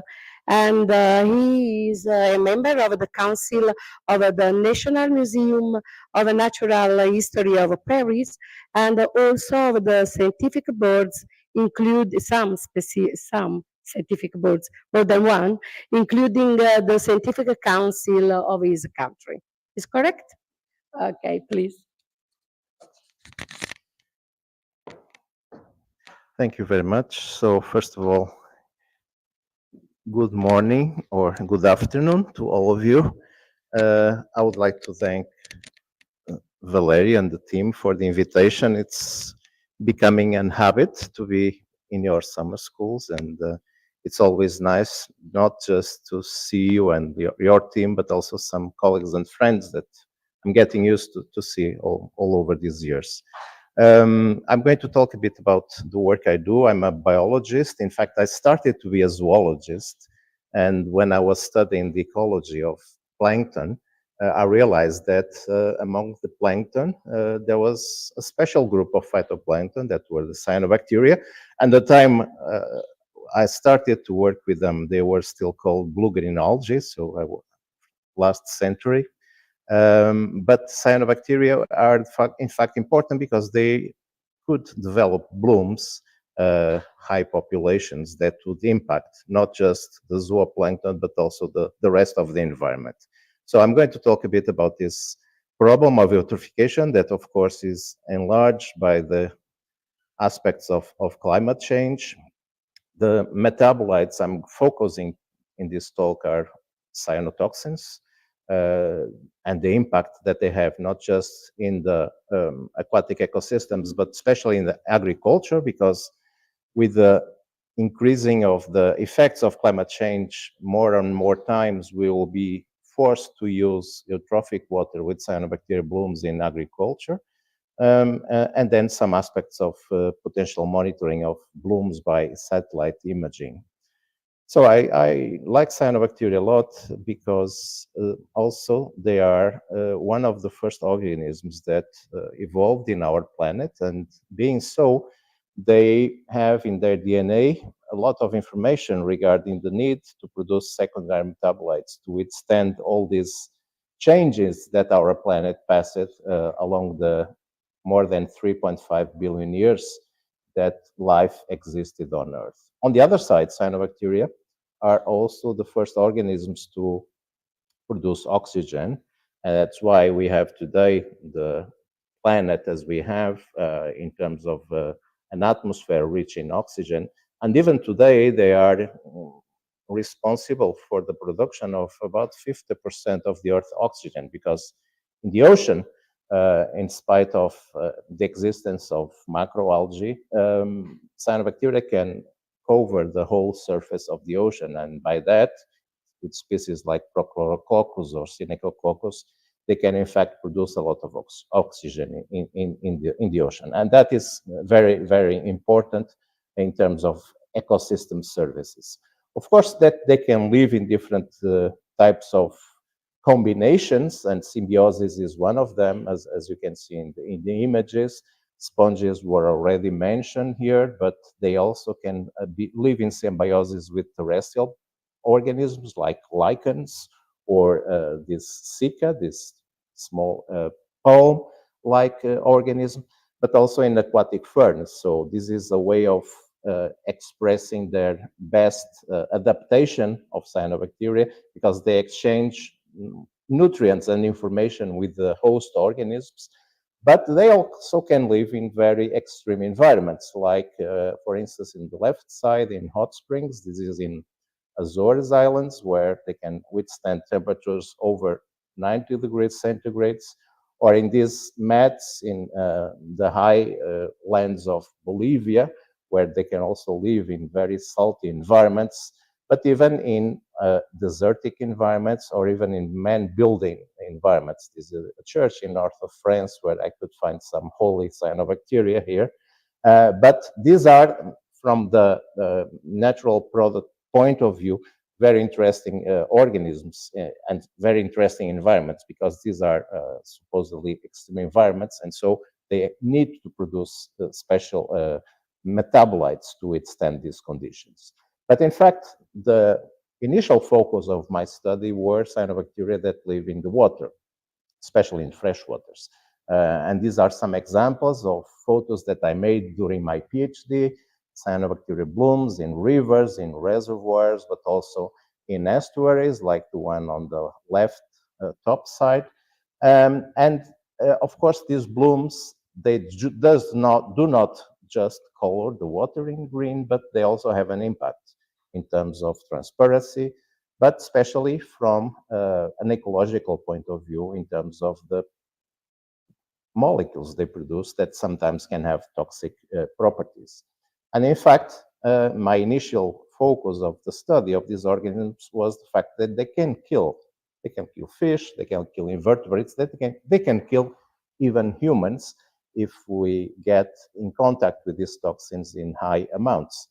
And of course, these blooms are driven from one side from chemical factors, because if we load the water with nutrients, for instance, coming from sewage waters, coming from agriculture, or even from forest fires, whenever there is a forest fire, the oxidation of organic matter is faster, and so the nutrients will be flushed downstream.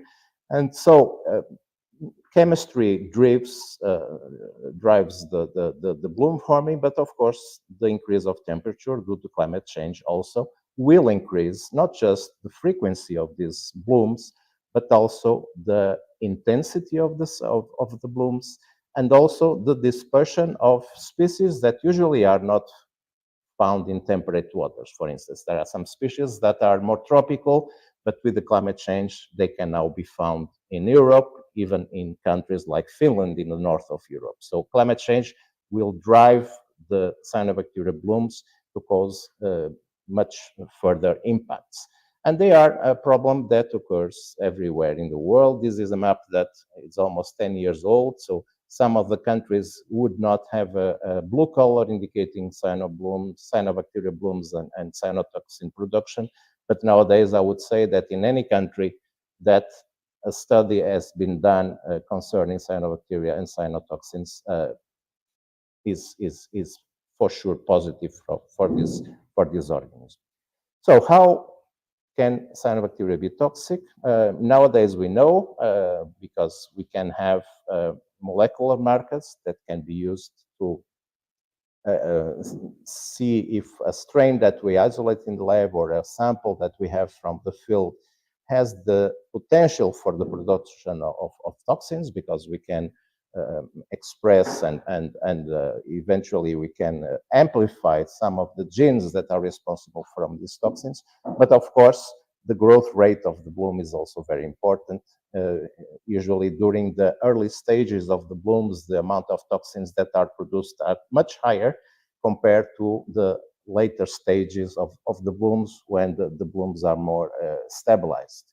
And so for most of the toxins that we know so far, we now have the complete gene clusters, and this is a way of monitoring the potential of the production of toxins in a certain bloom or in a certain strain or a species that we isolate. Before, we will have to do either chemical analysis or even a biological assay. Of course, toxins cannot be seen as chemical weapons against humans, although they can in fact kill humans and mammals, and the first records come from the 19th century in Australia. But last century there were two events, especially the one in Caruaru, which in Brazil, that was really important and marked, I would say, a landmark. From this event on, we started to look to cyanobacteria toxins in a different way, because there was a huge intoxication of people that were using water contaminated with these toxins in a dialysis clinic, and more than 52 people died directly because of this exposure. And starting from this point on, in many countries in the world, legislation started to be written regarding the detection of these toxins, not just in water used for dialysis, but especially in drinking and recreational waters. And another example comes from Australia, where also in 1991, a huge river, Darling River, became completely contaminated. It was a 1,000 kilometer bloom of toxic cyanobacteria that made also that Australia was one of the first countries that decided to create emergency plans for fighting not just the occurrence of cyanobacteria, but also creating monitoring programs to prevent human health and environmental health risks. So when we talk about cyanotoxins, we are talking about a huge diversity of chemicals that can start from these very small molecules that are non-proteogenic amino acids like BMAA, or even N-toxin A, which is an alkaloid produced by some cyanobacteria, passing to saxitoxins, which are toxins that were firstly described in marine dinoflagellates and later were seen also to be produced by cyanobacteria, to these very large molecules, polytoxins, which are also produced by dinoflagellates. And in between, we have microcystins, which are the ones that I will be talking more about during this talk, that are hepatotoxic toxins that can cause liver problems and are very stable in the conditions that we can find in natural ecosystems, and by that they can persist a lot in the environments. And cylindospermopsin, which is this last one on the right side of the slide, which is one toxin that 20 years ago was not recorded, for instance, in Europe or temperate countries, was coming especially from more tropical countries. And then with the global warming, it started to spread its distribution, and now it can be found everywhere. So among all these diverse types of toxins, and for instance, talking about microcystins, these are heptapeptides, so they are cyclic peptides with 7 amino acids. We can now describe more than 250 variants of these toxins. So whenever we have a bloom of different cyanobacteria species, we can have a cocktail of toxins in the water that, of course, can cause severe ecological problems, not just to the water inhabitants, but also to us if we use the water without the proper treatment. So we know now the metabolic routes. We know that some of these toxins are produced at high rates. For instance, microcystins can be produced up to 1% of dry weight of the cell, which is very similar to chlorophyll, which means a high amount of energy to be put in the production of metabolites that we don't know yet what is the function in the cell. And this is one question that we always ask whenever we go to conferences on these aspects. So microcystins are, in fact, severe toxins that can cause liver failure and eventually death by hypovolemic shock. They can cause intoxication, especially in mammals, but also in fish and other organisms. And in plants, if the plants are in contact with these toxins, they can also be affected. They can also cause chronic effects, and there are some studies that show that tumor promotion is one of the responses to this exposure to these toxins.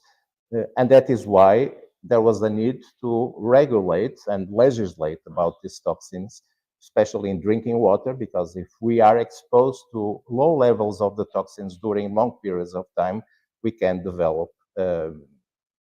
cancer, especially liver cancer.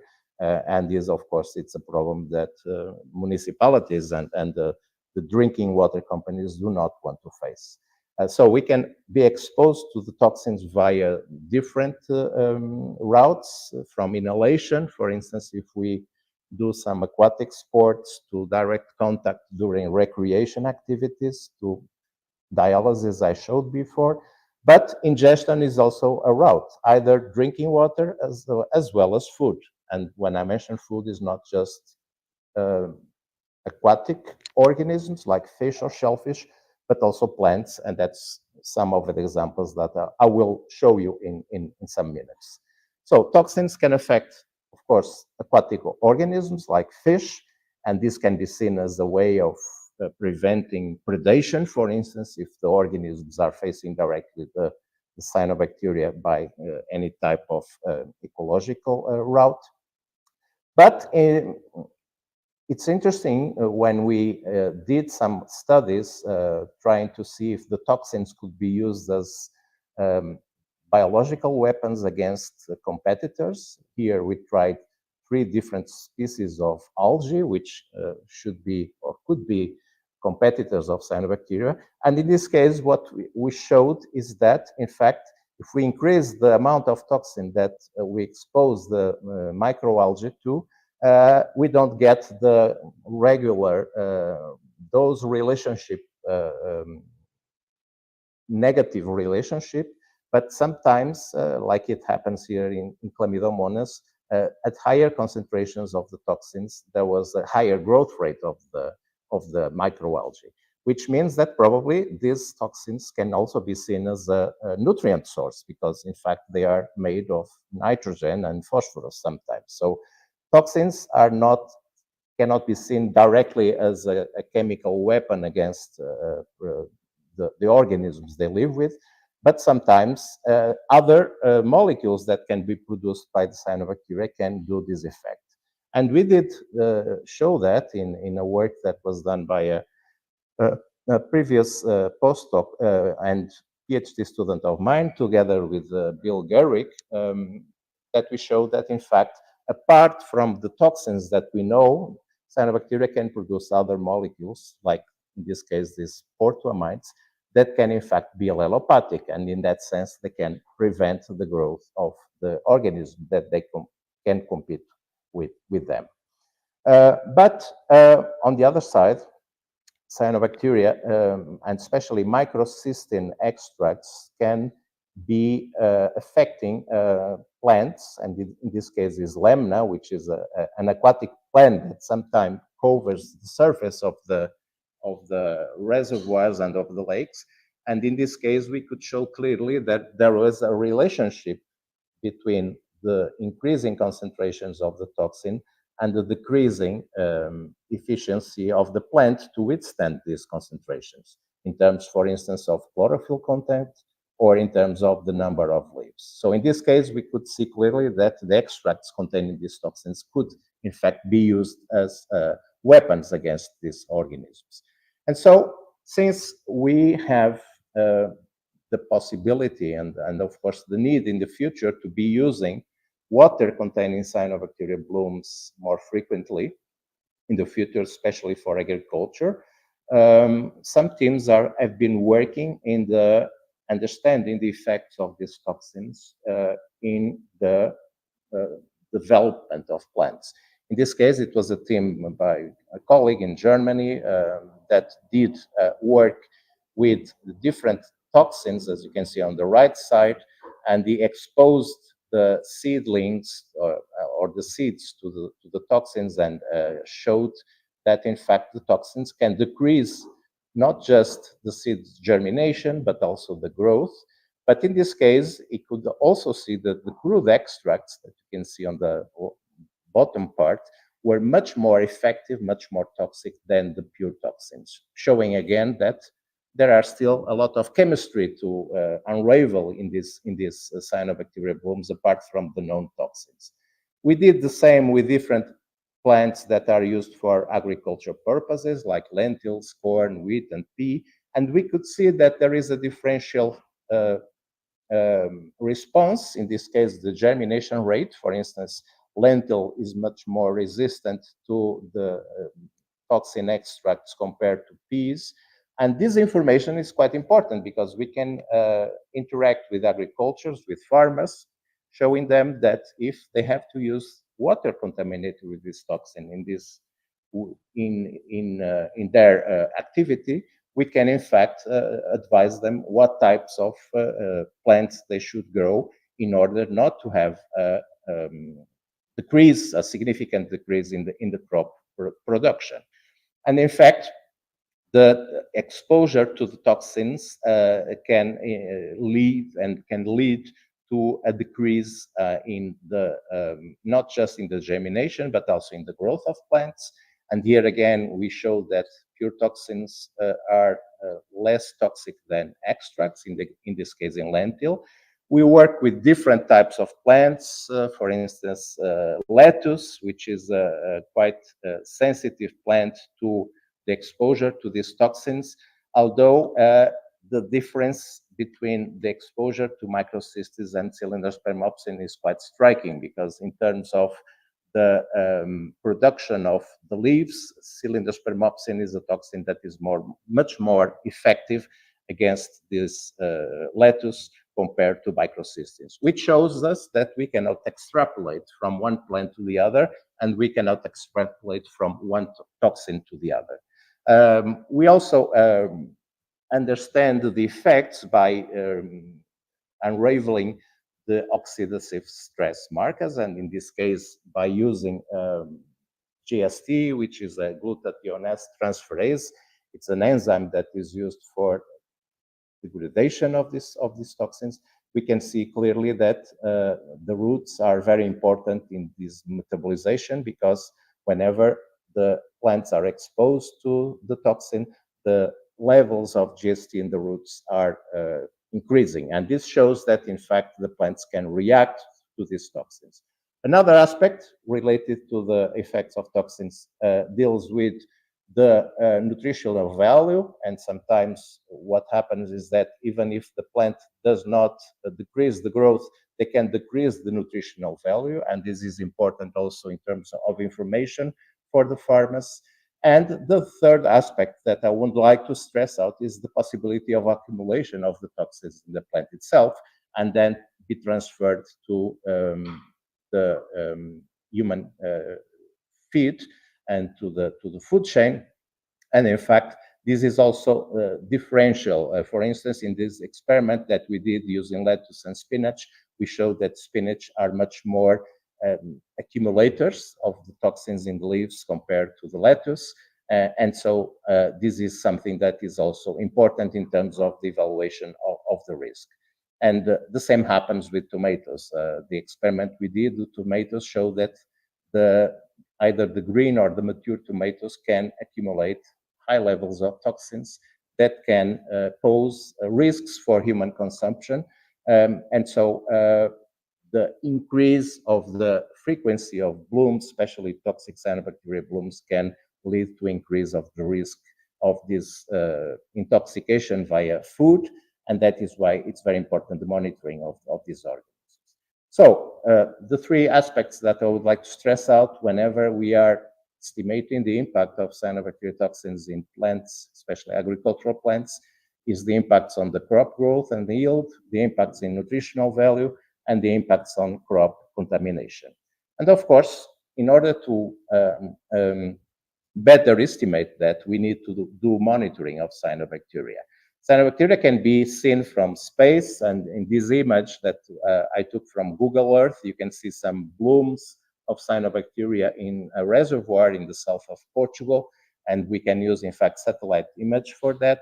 The cyanobacteria can very rapidly vary the distribution in terms of vertical distribution in the water column, but also in terms of horizontal distribution in the water column.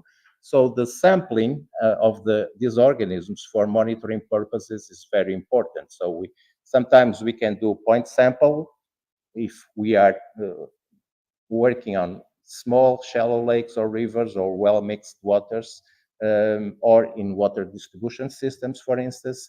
But sometimes we have to use water samples to sample water at different depths of a certain reservoir. And many times what we do is a composite sample where we mix all these samples we collect from the different depths and then combine them in a single sample to more or less estimate the average. Or we can also do integrated samples by using these pipes, especially if the reservoir is not too large. And then we do quantification of cyanobacteria, most of the times using inverted microscope. And that gives us the trends of the distribution of cyanobacteria a long time. This is an example of a 14-year monitoring that we did in a reservoir in the center of Portugal.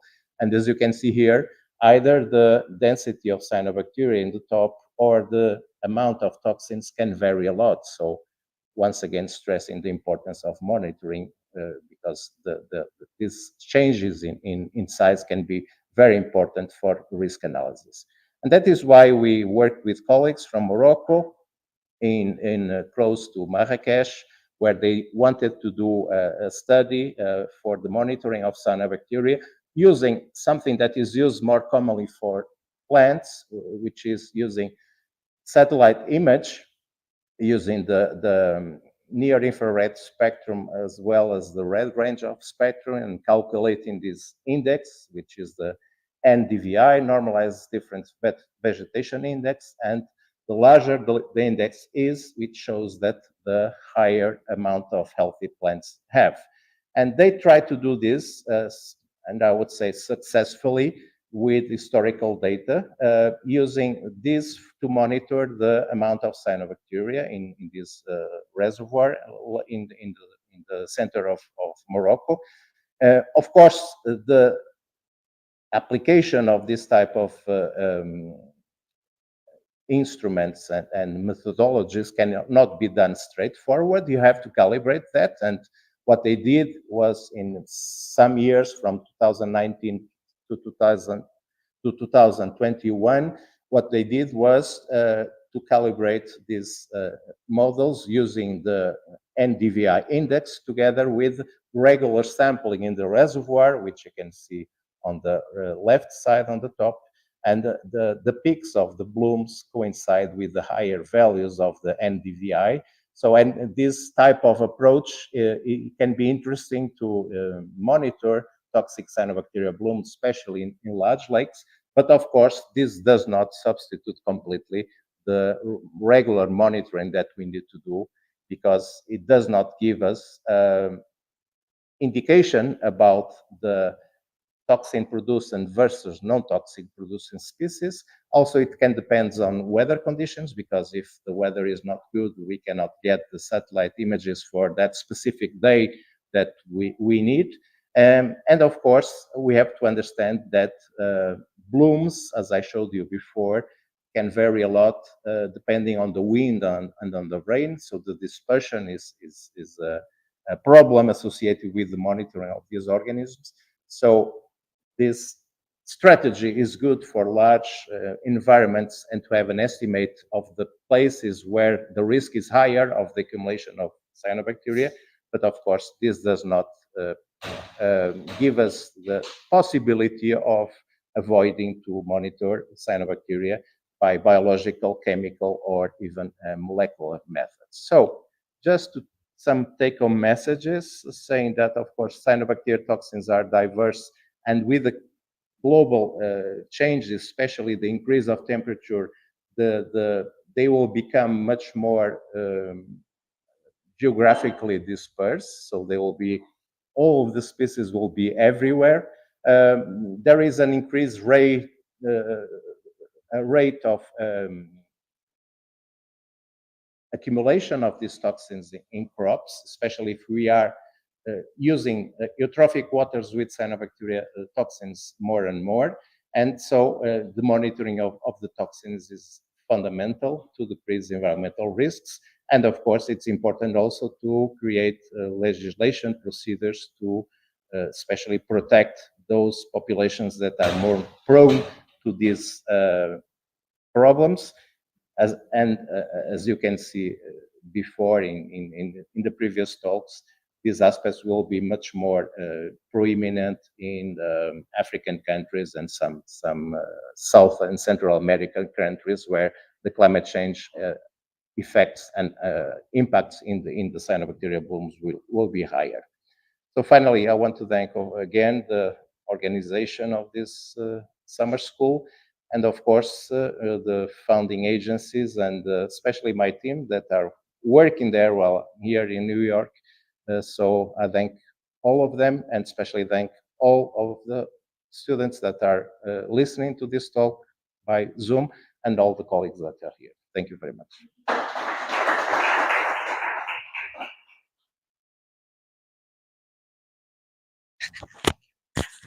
Thank you, Vitor, for your clear talk that complete the issue of the environment. Thank you. And now is the turn of the Germana for the last speaker.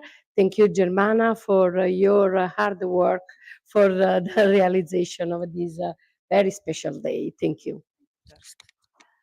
So thank you. Let's go with the last speaker of the morning, that is Mauricio Caraballo from University of California, San Diego. Mauricio received his PhD from University of Sao Paulo in Brazil, and also 2 masters, one in science and one in bioscience and law from University in Colombia. And now, before to join the Peter Dolenstein lab as postdoctoral research, where he is now project scientist. And he leads the MS Collaboratory, that is an initiative supported by the MORE Foundation, which focuses on molecular analysis of marine ecosystem using mass spectrometry approaches. And today he presented a talk entitled From Microbes to Ecosystem, How to Gain Molecular Insight Through Metabolomic Analysis. And thank you, Mauricio, to be here with us. It's a pleasure.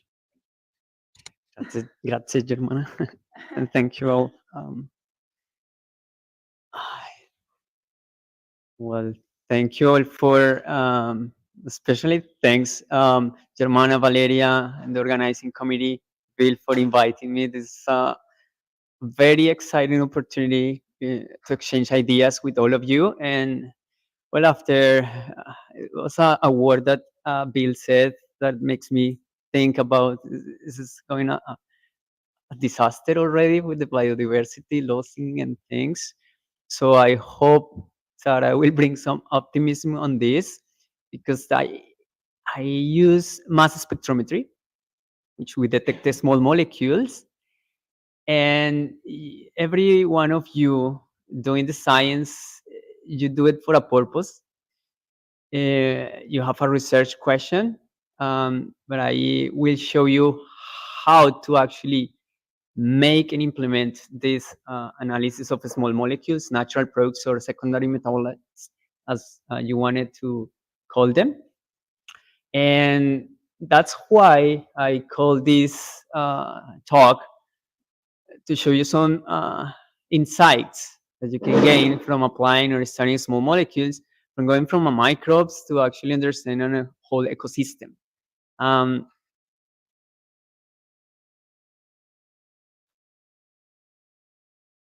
And I will start with something that you might be familiar. Everybody goes to the grocery, so you get food. But one of the things that we see is that with some barcodes, probably this generation, which is younger than I am, are more familiar with the QRs. So you get a lot of information from a product. You get the price, the expiration date, but also nutrient information, so what is going there. And this is very important because we might get a similar approach by studying natural products, small molecules. And well, you know that everybody has a phone, so you might even scan this QR and you might have something. So you will see something with your phone that I will go back to this later. But if you don't have your phone, you will see something like this. This is fragmentation spectrum. And I will explain a little bit about this and what the information it brings us. And for that, I will give you an overview of what mass spectrometry is and the approaches that we are implementing to study whole ecosystems.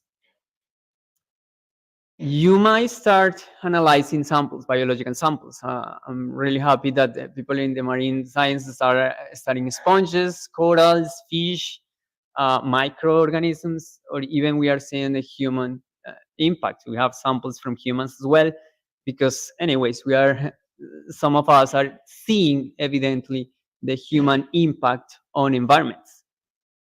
So everybody, or some of you, might be familiar with some mass spectrometers. So what you see here is a very broad overview of what we can use, or how can we apply the mass spectrometer. We can use it for detecting molecules, for interpreting or doing some statistics or where molecules are detected. We can use the fragmentation spectrum to identify the molecules using spectral libraries. I will go back to this a little bit. And then, if you are like me, that we want to see small molecules no matter where they are, we want to interpret, we want to characterize these molecules, we want to actually see, okay, this is the molecule that I was spending my 5 years of PhD trying to elucidate, which is a lot of work. but it's fun at the end. So we use liquid chromatography mass spectrometry. So we detect molecules. So you can imagine some signals, and you see some peaks. And then we take the mass spectrometry approach a little bit further, because we detect the molecules, but we also, after detecting the intact molecules, we fragment it. So in the machine, we generate a fragmentation spectrum, which is a characteristic signature of a molecule. So every molecule will give us kind of a fingerprint. And that's how you will start seeing the whole picture overview of the chemical profile, what we called a metabolome of a system. We deposit this large amount of fingerprints in a repository of mass spectrometry. We call it MASSIVE. And I will explain a little bit an approach that we apply to investigate and study and understand what we are getting there.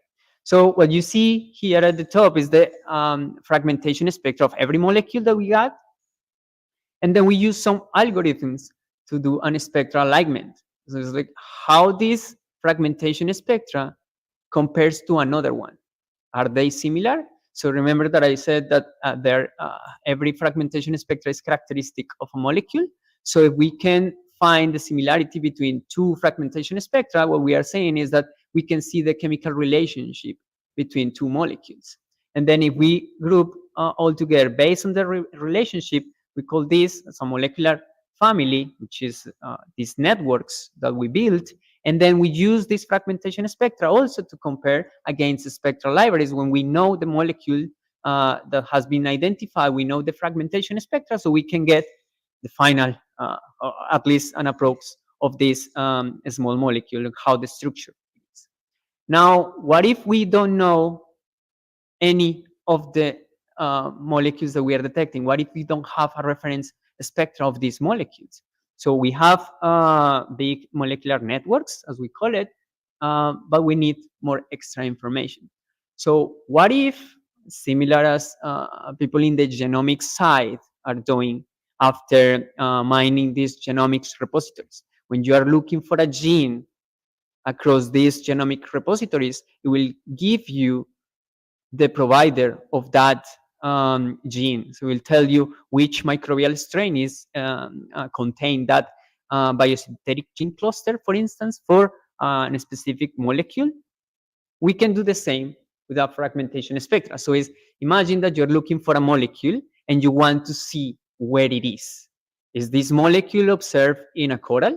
Is this molecule observed in the guts fish?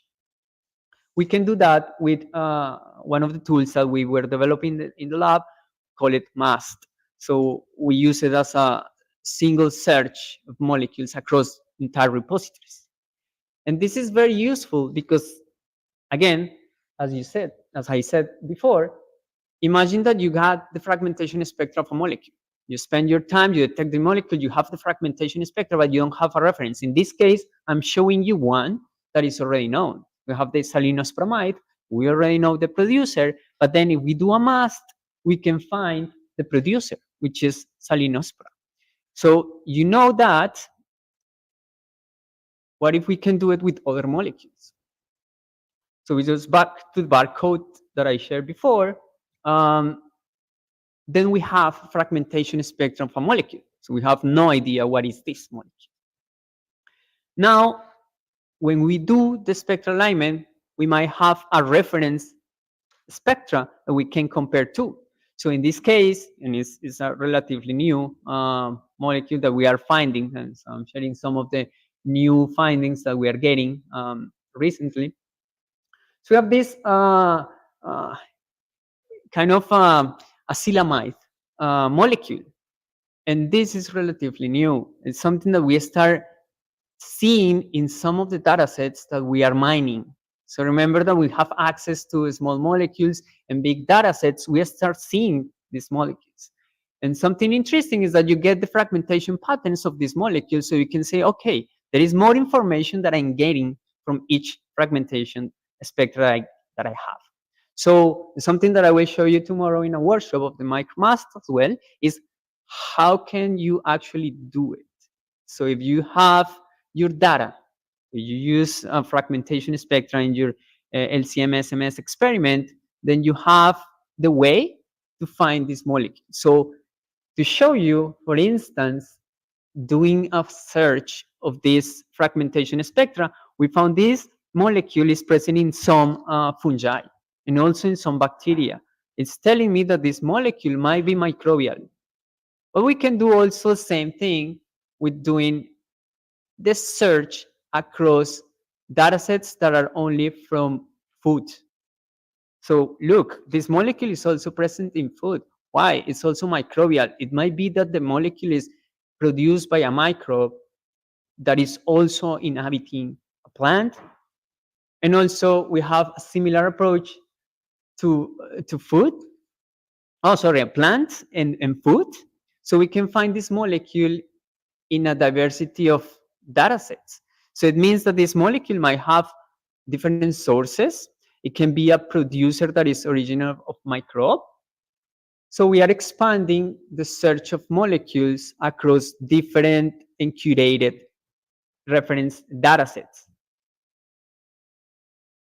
Now, by using this approach, and I will give you an overview of one of the really impactful data sets that I've seen so far. In 2019, we went to Waimea in Hawaii, Oahu Island, to collect several samples because we wanted, one of the things that we wanted to investigate is the human impact on natural ecosystems.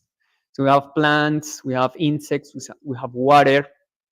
And one of the first papers that we worked on already on this was focusing on corals as well, is that we have a variety of samples across a transect that is going from the ocean, going to the sediments in the beach, and then going to the high altitude as well. And then we have the diversity of samples. So you see the chemistry that is going broad. So we have chemistry going in the whole transect. So we wanted to know is which microbial molecules, or if there is any microbial molecule present in these environments. So there are several ways of doing that. So one is the one that I show you doing the single search across curating data sets of microbes. So we can search using micromass by using a single fragmentation spectra. So it means that's looking one single molecule across the entire data set. Or the second approach that is using the collaborative microbial metabolite center approach that we are doing.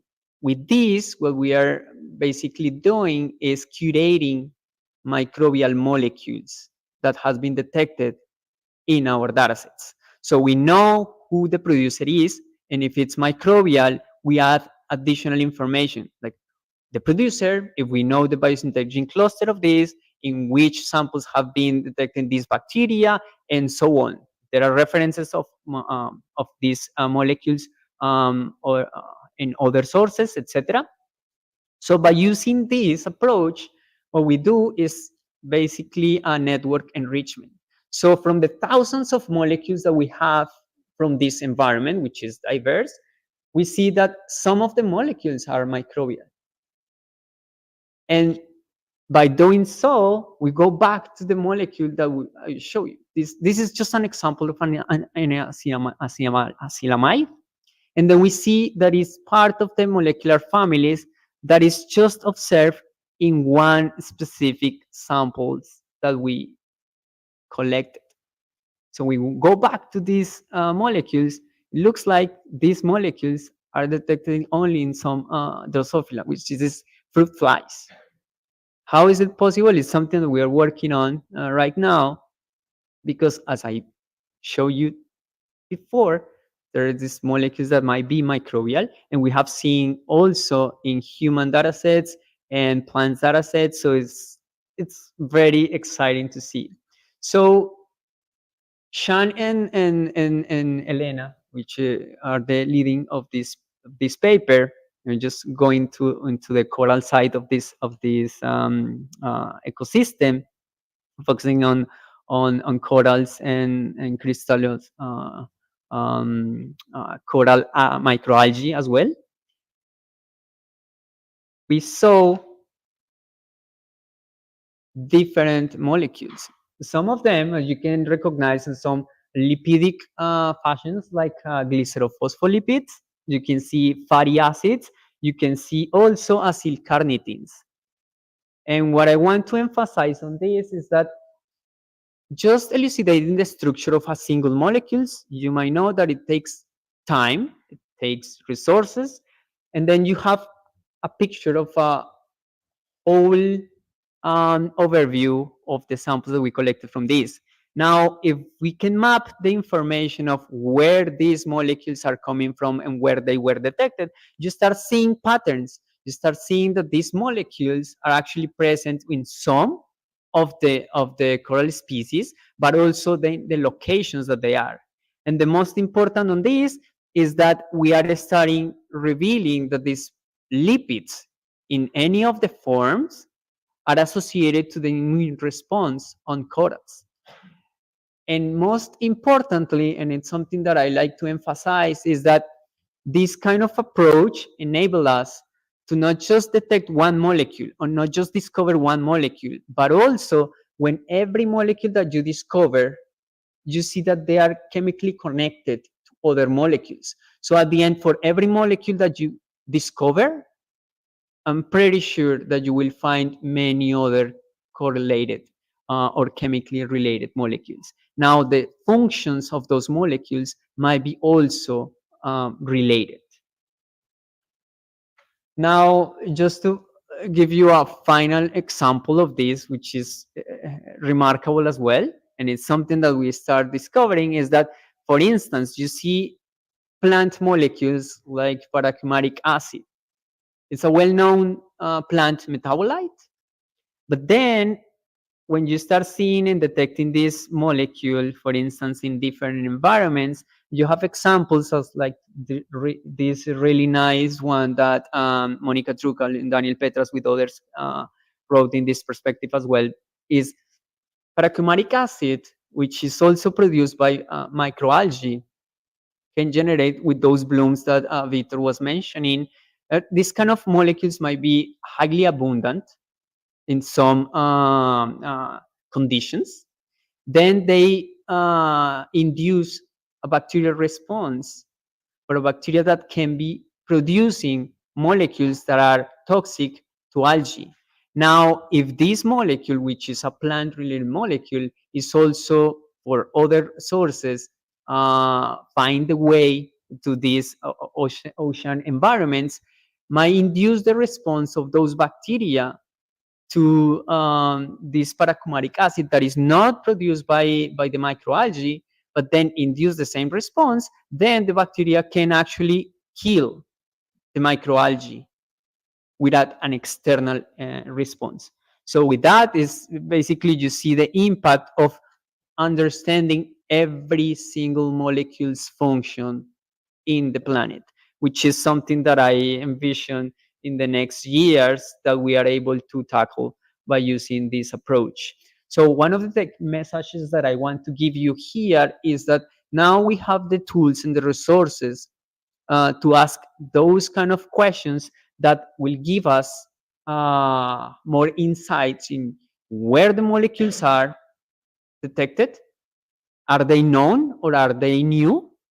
What are the sources of those molecules and what are the functions that those molecules have? Now we can basically go to understand a little bit more of what is the biological role of those molecules. And I want to spend a little bit of 30 seconds on this because I am directing a project which I think has a potential to help with research groups to apply the metabolomics approaches to understand their systems. And then by the Moore Foundation, we got this effort for understanding symbiosis in aquatic environments. So what I'm building is the resources to train groups in metabolomics approaches across the world, where they can learn the approaches, acquire data, and we can help to acquire the data, help to interpret the results, and then give it access to all the tools that we are building together with Professor Ming Wan, to Professor Daniel Petras at the University of Riverside, and our group at the Dorrestein Lab, to, besides making available the tools to do single search spectrum or doing analysis at a global scale, also to synthesize molecules that probably are really hard to produce in high yields. And that gives you more insights into what the biological functions of those molecules are doing. And with that, I wanted to give you a really thank you all for inviting to this workshop. And I'm really happy to, oh, it's not here, the slide, but for tomorrow, MicroMast and GMPS workshop, when I actually show you how to make use of these tools and resources to answer those big questions that you might have, and then release the burden of your probably stressful PhD right now. Thank you.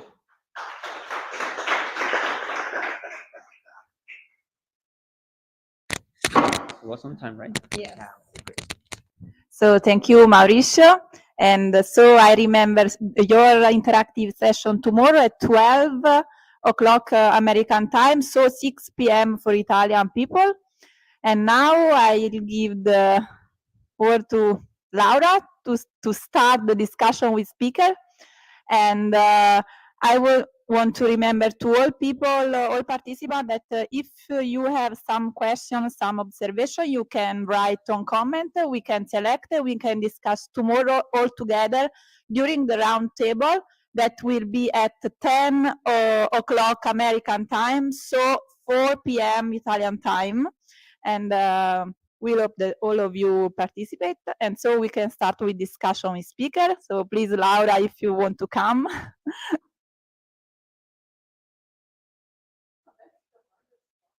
Yes. I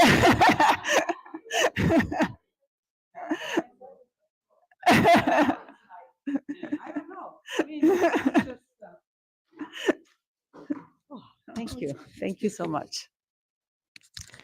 Well, first of all, thank you all for these really fascinating presentations. And I learned so much about what I already fantasized about, because I'm very into this idea of everything is connected. There's less than 6 degrees of separations between all of us. And now I have a pretty different perspective of the chains and the assemblages and the connections of butterflies and algae and data all over the place. So I'm just going to raise a few things that struck my curiosity just listening to you. I assume that Joe Pollock is no longer with us. So yeah, because that was really interesting about the fish that were not supposed to eat sponges on the reef. And then they did. So anyway, so what I understood from William Gerwick presentation is that the loss of biodiversity is one of the reasons why, as a species, but not just humans, but also animals, have less possibilities to produce the drugs and medications and all of the things that we need to fight diseases and to defend ourselves. And so this is something that it should be raised as an awareness for people, because, for example, I mean, I'm speaking from a really, everyday kind of person perspective.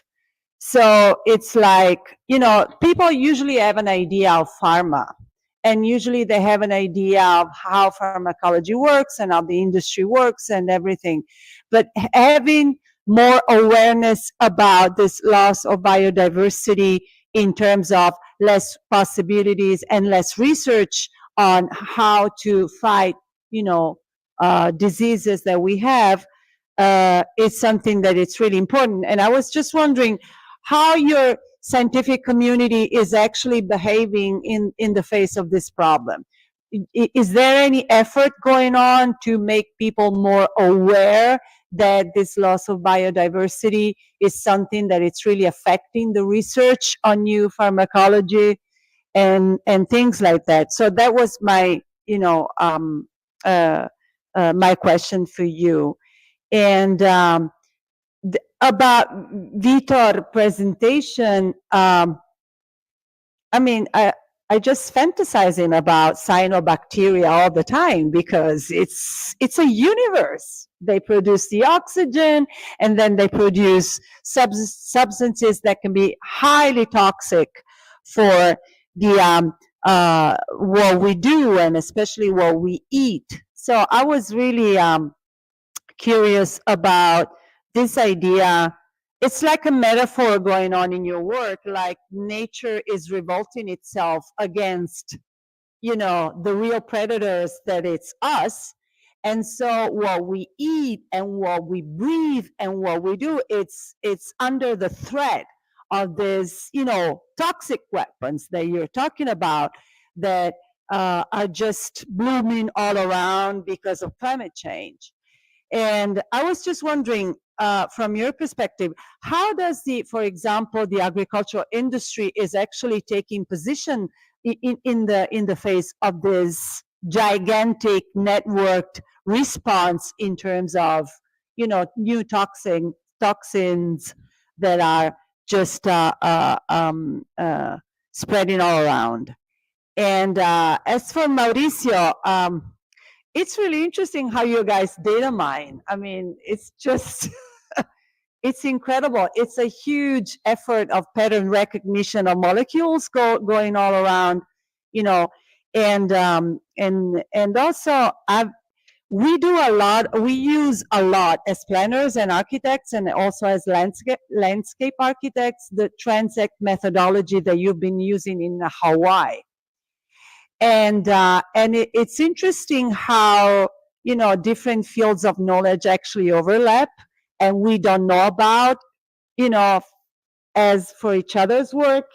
But the interesting thing is that in order for you guys to actually find new reference molecules in order to have a more complete and exhaustive databases that you can use for your research, if this Transect methodology is something really experimental on the rise, or is something that you actually use pretty much in how you produce your information and data. So I know this is a very trivial understanding of your work, and I'm sorry if I, you know, anyway, give you the impression of, I don't know, not valuing so much your work, but I try to do my best. And especially thank you guys so much for all the, you know, precious work that you're putting on the table. I'm learning a lot today. My learning curve is really steep at this moment, but actually I mean, all of the presentations were actually really, really interesting because they open up windows all around. It's like I see things from a different perspective and I fantasize about things. My imagination is started working. So that would be something. I mean, you guys should jump a little bit more in the social science realm and do something about it. Thank you so much.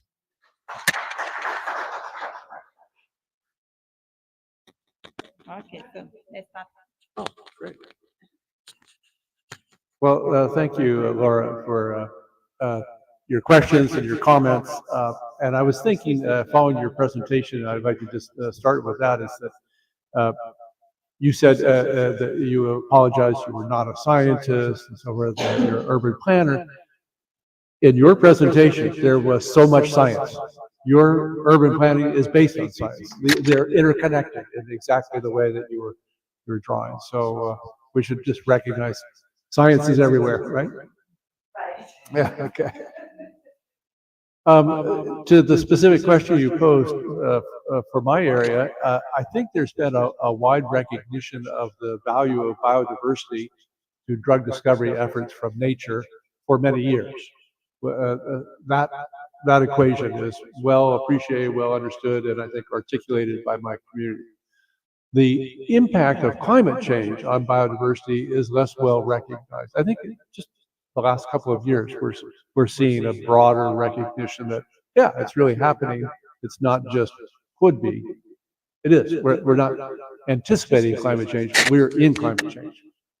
And I think that's changing people's attitudes and their perspectives. I have heard from some of my colleagues, well, we better go and make collections now because these species may not be here in a couple of years.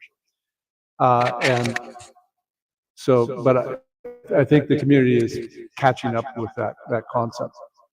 I think the other thing I just want to reiterate is this idea of creating biobanks of DNA for preservation of these species in some context, in some sense, into the future as they may disappear from the natural world.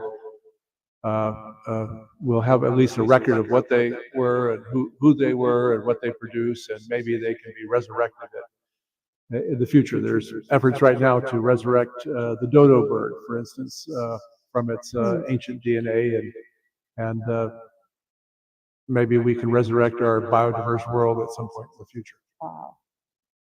Thank Just you. a thought. Thank you. Thank you so much. Well, thank you very much. I also want to thank you because I learned a lot during your talk. It was really impressive to see that sometimes we forget about how urban ecology is important and how our more, I would say, natural ecology can impact urban ecology. Right. So thank you very much for that as well. Regarding your question and the fact that you say that cyanobacteria are in fact trying to kill us, sometimes I do that image because in the beginning they help us to survive, because when they build this atmosphere with oxygen, that's what made us look like we are today. Otherwise, probably we would not be here and would be looking completely different and breathing something else than oxygen. Then with the production of toxins that is as old as the production of oxygen, so it cannot never be seen as a weapon because they started producing toxins before animals occurred in the planet. So they are still these struggling molecules that we don't know yet. And now with the use of biotechnology, we can produce novel molecules as pharmaceuticals. So now they try to heal us. First they kill us, then they heal us. So cyanobacteria, that's why I like them so much. They are really, really interesting. Regarding the aspects of agriculture, of course, the big industries that produce fertilizers are not much aware, and they don't want to know about the problem that they are causing, because this is a problem that occurs downstream and is very difficult to solve. But what is changing is the way that we as citizens understand agriculture. And so we have to think, and we think more and more about agriculture, biological agriculture, using biofertilizers. And here cyanobacteria can play a role because many of them are nitrogen fixing, so they can introduce nitrogen. So I think that the human population as a whole is understanding this impact.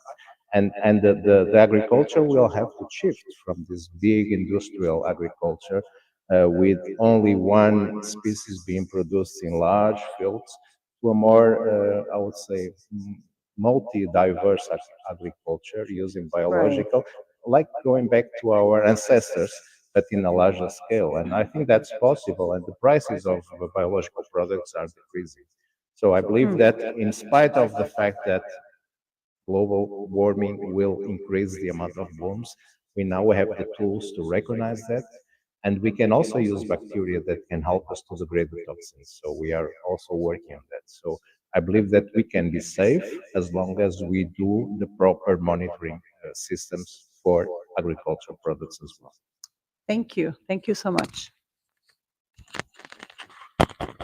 Oh, thanks, Laura. If I remember the question that is related on how we can basically use the approaches to, if they are used recently, one thing that I believe is the way we are doing these approaches by the community contributing to databases, curating as well, is the right approach. Because, well, we are scientists, but we are also part of the society. So everyone has a question. So if we build in this community, it's probably something that, as you saw today, that wow, this approach, this way of presenting the data, etc., is something that I've seen in social sciences, etc. It's like we're not aware that in different fields are using the same approach. Exactly. So that is the way we try to emphasize this, is that the resources that we are building are possible because of the community is contributing. So every single scientist that is curating or identifying a molecule or providing a data set or providing associated information to that help us to understand an entire ecosystem. So for instance, just a small molecule like a toxin that can be a toxin in this system, but can be a beneficial molecule in another one because the concentration there is lower, is higher, etc. So those kind of things that we need to connect. So at the end is just building and connecting links that makes sense to answer a question. What strikes me as a social scientist, if I may call myself, is this idea of the general intellect that is working beyond this network. Because what you do is just put at work a distributed intelligence at a global scale. And this is a really social process in how science is putting forward and is producing results and things like that. So it's interesting how all of the things that I learned in my social sciences class, and yeah, you're right. I mean, science is everywhere. Thank you. No, thank you. Okay, if there are other questions from the audience in presence for today, speakers, Giorgia. The curiosity, but also for Bill. I think that both can give me an answer. And in your opinion, there is a repercussion on the air quality due to the problem of the blooms of the algae, for example, because I think that if the water is too high in terms of temperature, maybe that these bacteria did for the hot and the skeleton can be as put as sprayed in the air, can change also the air quality.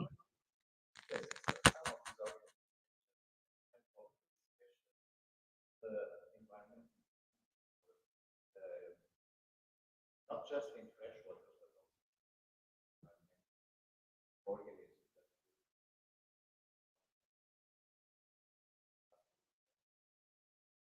Even in Italy, sometimes there are problems at the beach.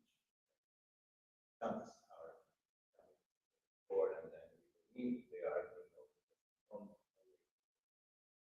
the letters. And sometimes there are people that go With the respiratory problems. Ah, yeah. many of these bacteria. So yes, it's not so studied as the water, but of course there is an impact. Okay, thank you. Oh, question. I was just going to comment that relative to aerosolization, nonplasmic toxins, that's something that's been studied in my. Oh.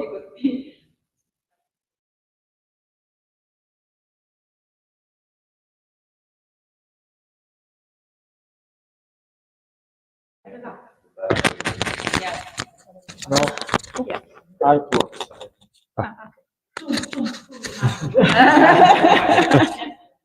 Yeah, just to amplify on that, along the western coast of the Florida Panhandle, there's some well-known blooms of dinoflagellates that produce brevetoxins, and they become aerosolized and cause respiratory problems in populations living along the coast. A visitor to our lab, Ava Tournon from France, has been studied that in Southern California as well, and is now back in France and doing some really very nice work looking at aerosolized dinoflagellate and cyanobacterial toxins. So that's I think, a growing field, as you say, Victor. And can I add another question?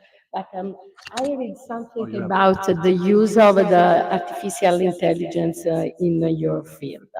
And what is the application? I am very interested in this field because there is in Italy, I don't know if also in another part of the world, a strong discussion about the use of the artificial intelligence by our point of view is a good help, is an enhancement. I am speaking about the use of the data and also the prediction of the data. Yeah, maybe I could speak to that a bit, but others as well. We've been working with a computer scientist for a few years, Gary Cotrell, using artificial intelligence neural networks to look at NMR spectra, different types of NMR spectra, HSPC data, but now we're also looking at other types of data, and make predictions about the type of structure. Those predictions are getting steadily better and more sophisticated, such that unknown structures can be proposed from the artificial intelligence. But those are propositions, those are hypotheses that then need to be studied by specific rigorous experimentation. So in my opinion, that's a good use of AI, is to generate hypotheses. To use it to supplant human thinking, I think that's a real danger. So I think it's a very critical time in human society, in human development, artificial intelligence. How are we going to use it? How is it going to impact us and our thinking ability individually and collectively? Anybody else? Okay, question.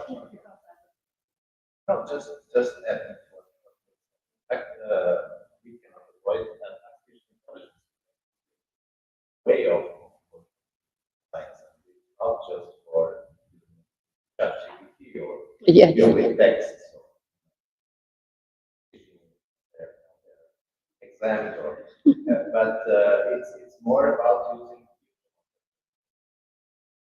scenarios that sometimes our mind is not able to do that. So why not use a new way of predicting scenarios? For instance,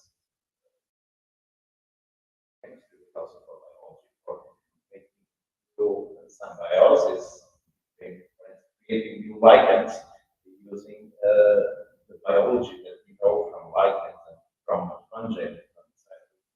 Why not try organisms that can use us to create shields of buildings to prevent it.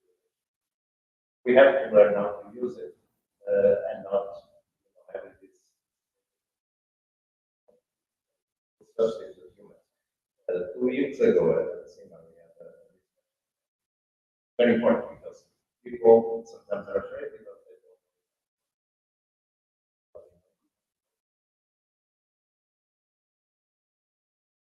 Yes, I think that is very important to speak about this because the problem is that if you are afraid about the artificial intelligence, the problem is that I can't use in the correct way. We have to have it So, I mean, we're all using artificial intelligence everywhere. We're all already, when we, go through the passport control, all those kind of things. And so what I think is important is to try to do some regulation.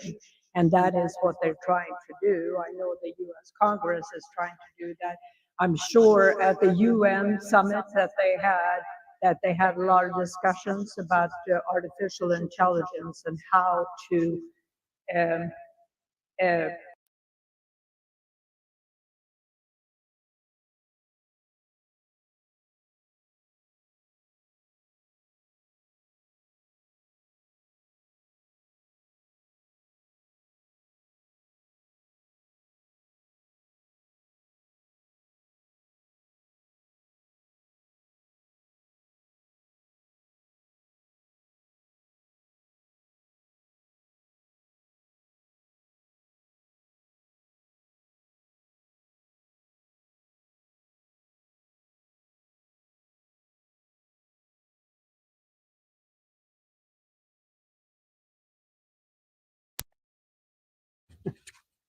It works? Okay. Because I just wanted to add something that is important as Bill was saying. And for building any predictive model, what basically we need is lots of data. Because whatever, politicians will make decisions based on numbers that are meaningful. And what is meaningful in terms of, and for us, it's just the more data, the better the models will be. But besides data, which is something that we are trying to recreate, and it's something that I present as well, is kind of to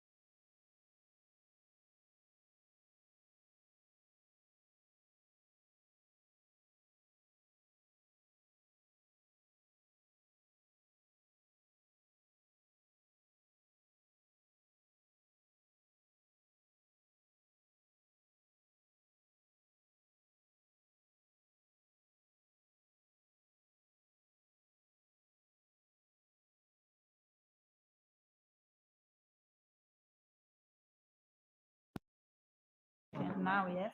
Okay, all right. So I just have a couple of questions, comments, I guess. And so for Bill, I was thinking about the biodiversity that and so we have you were talking about DNA that might be good to preserve. However, we do have a lot of efforts just at the seed level. And so like in Spitsbergen, they have a big seed vault for where they store all the seeds that they can find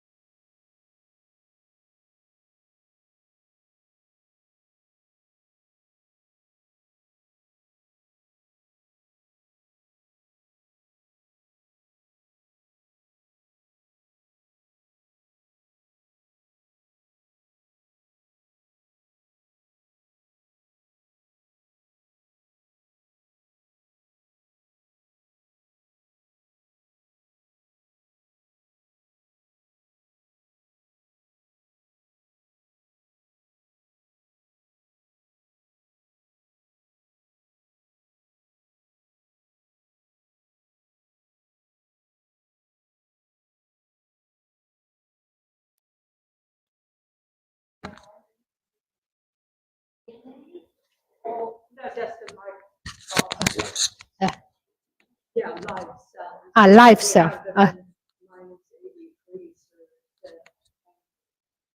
We put the, in glycerol or whatever. Cryopreservation. Okay, okay, thank you. One more question from Lena. One more question. Go ahead, please. So that's actually, I'm glad, Victor, that you talked about the farming aspect. The of the nutrients that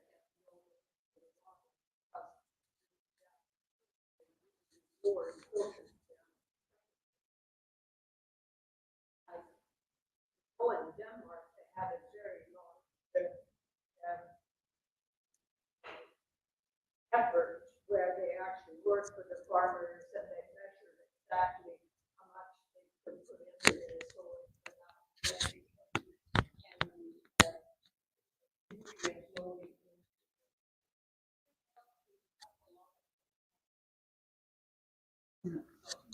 So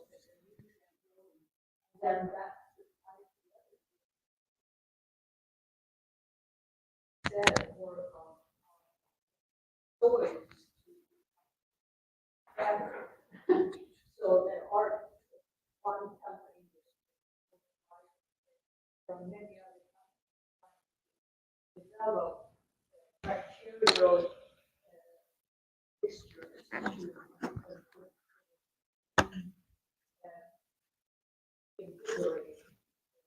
soil so that we don't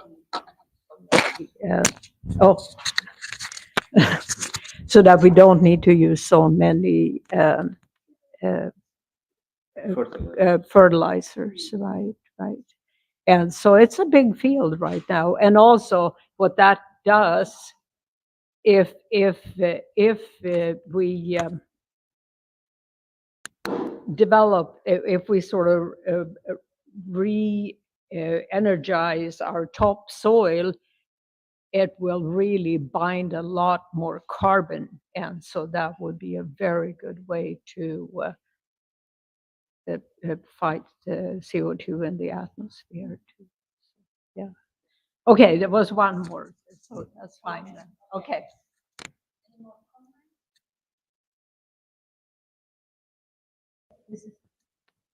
Just we can close the session. I would like to thank all the speakers and the people here in the audience, and of course all the participants. Also, they put very nice comment on the chat. So with the congratulations, of course, for all of the different talks, and a special thanks to Laura because it was a hard job, I understand, and so we can do the opposite. We promise that we can do the opposite, and so special thank. But I was sure of the success because I know Laura, and yeah, it was a very good different point of view from what we usually do in our summer school on natural products, and but also the point that you all speakers raise up answering our questions. So I think we did a little bit. We elevate the usual level of our summer school discussion of the social aspect of our the impact on the social on the community, on the cities of our works. And I think this is also very good ideas for projects in the futures and for things that need to be done and properly addressed in the future. So thanks to all for the participant. Thanks to you to be with us, and we will wait for you tomorrow at the same hours. Tomorrow will be the two important appointments, the roundtable, so the introduction from some participants and their questions, and the workshop from Maurizio that will be very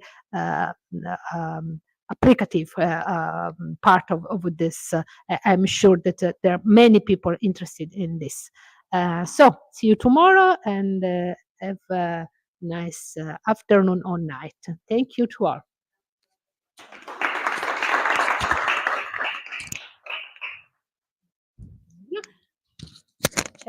Adesso siamo fuori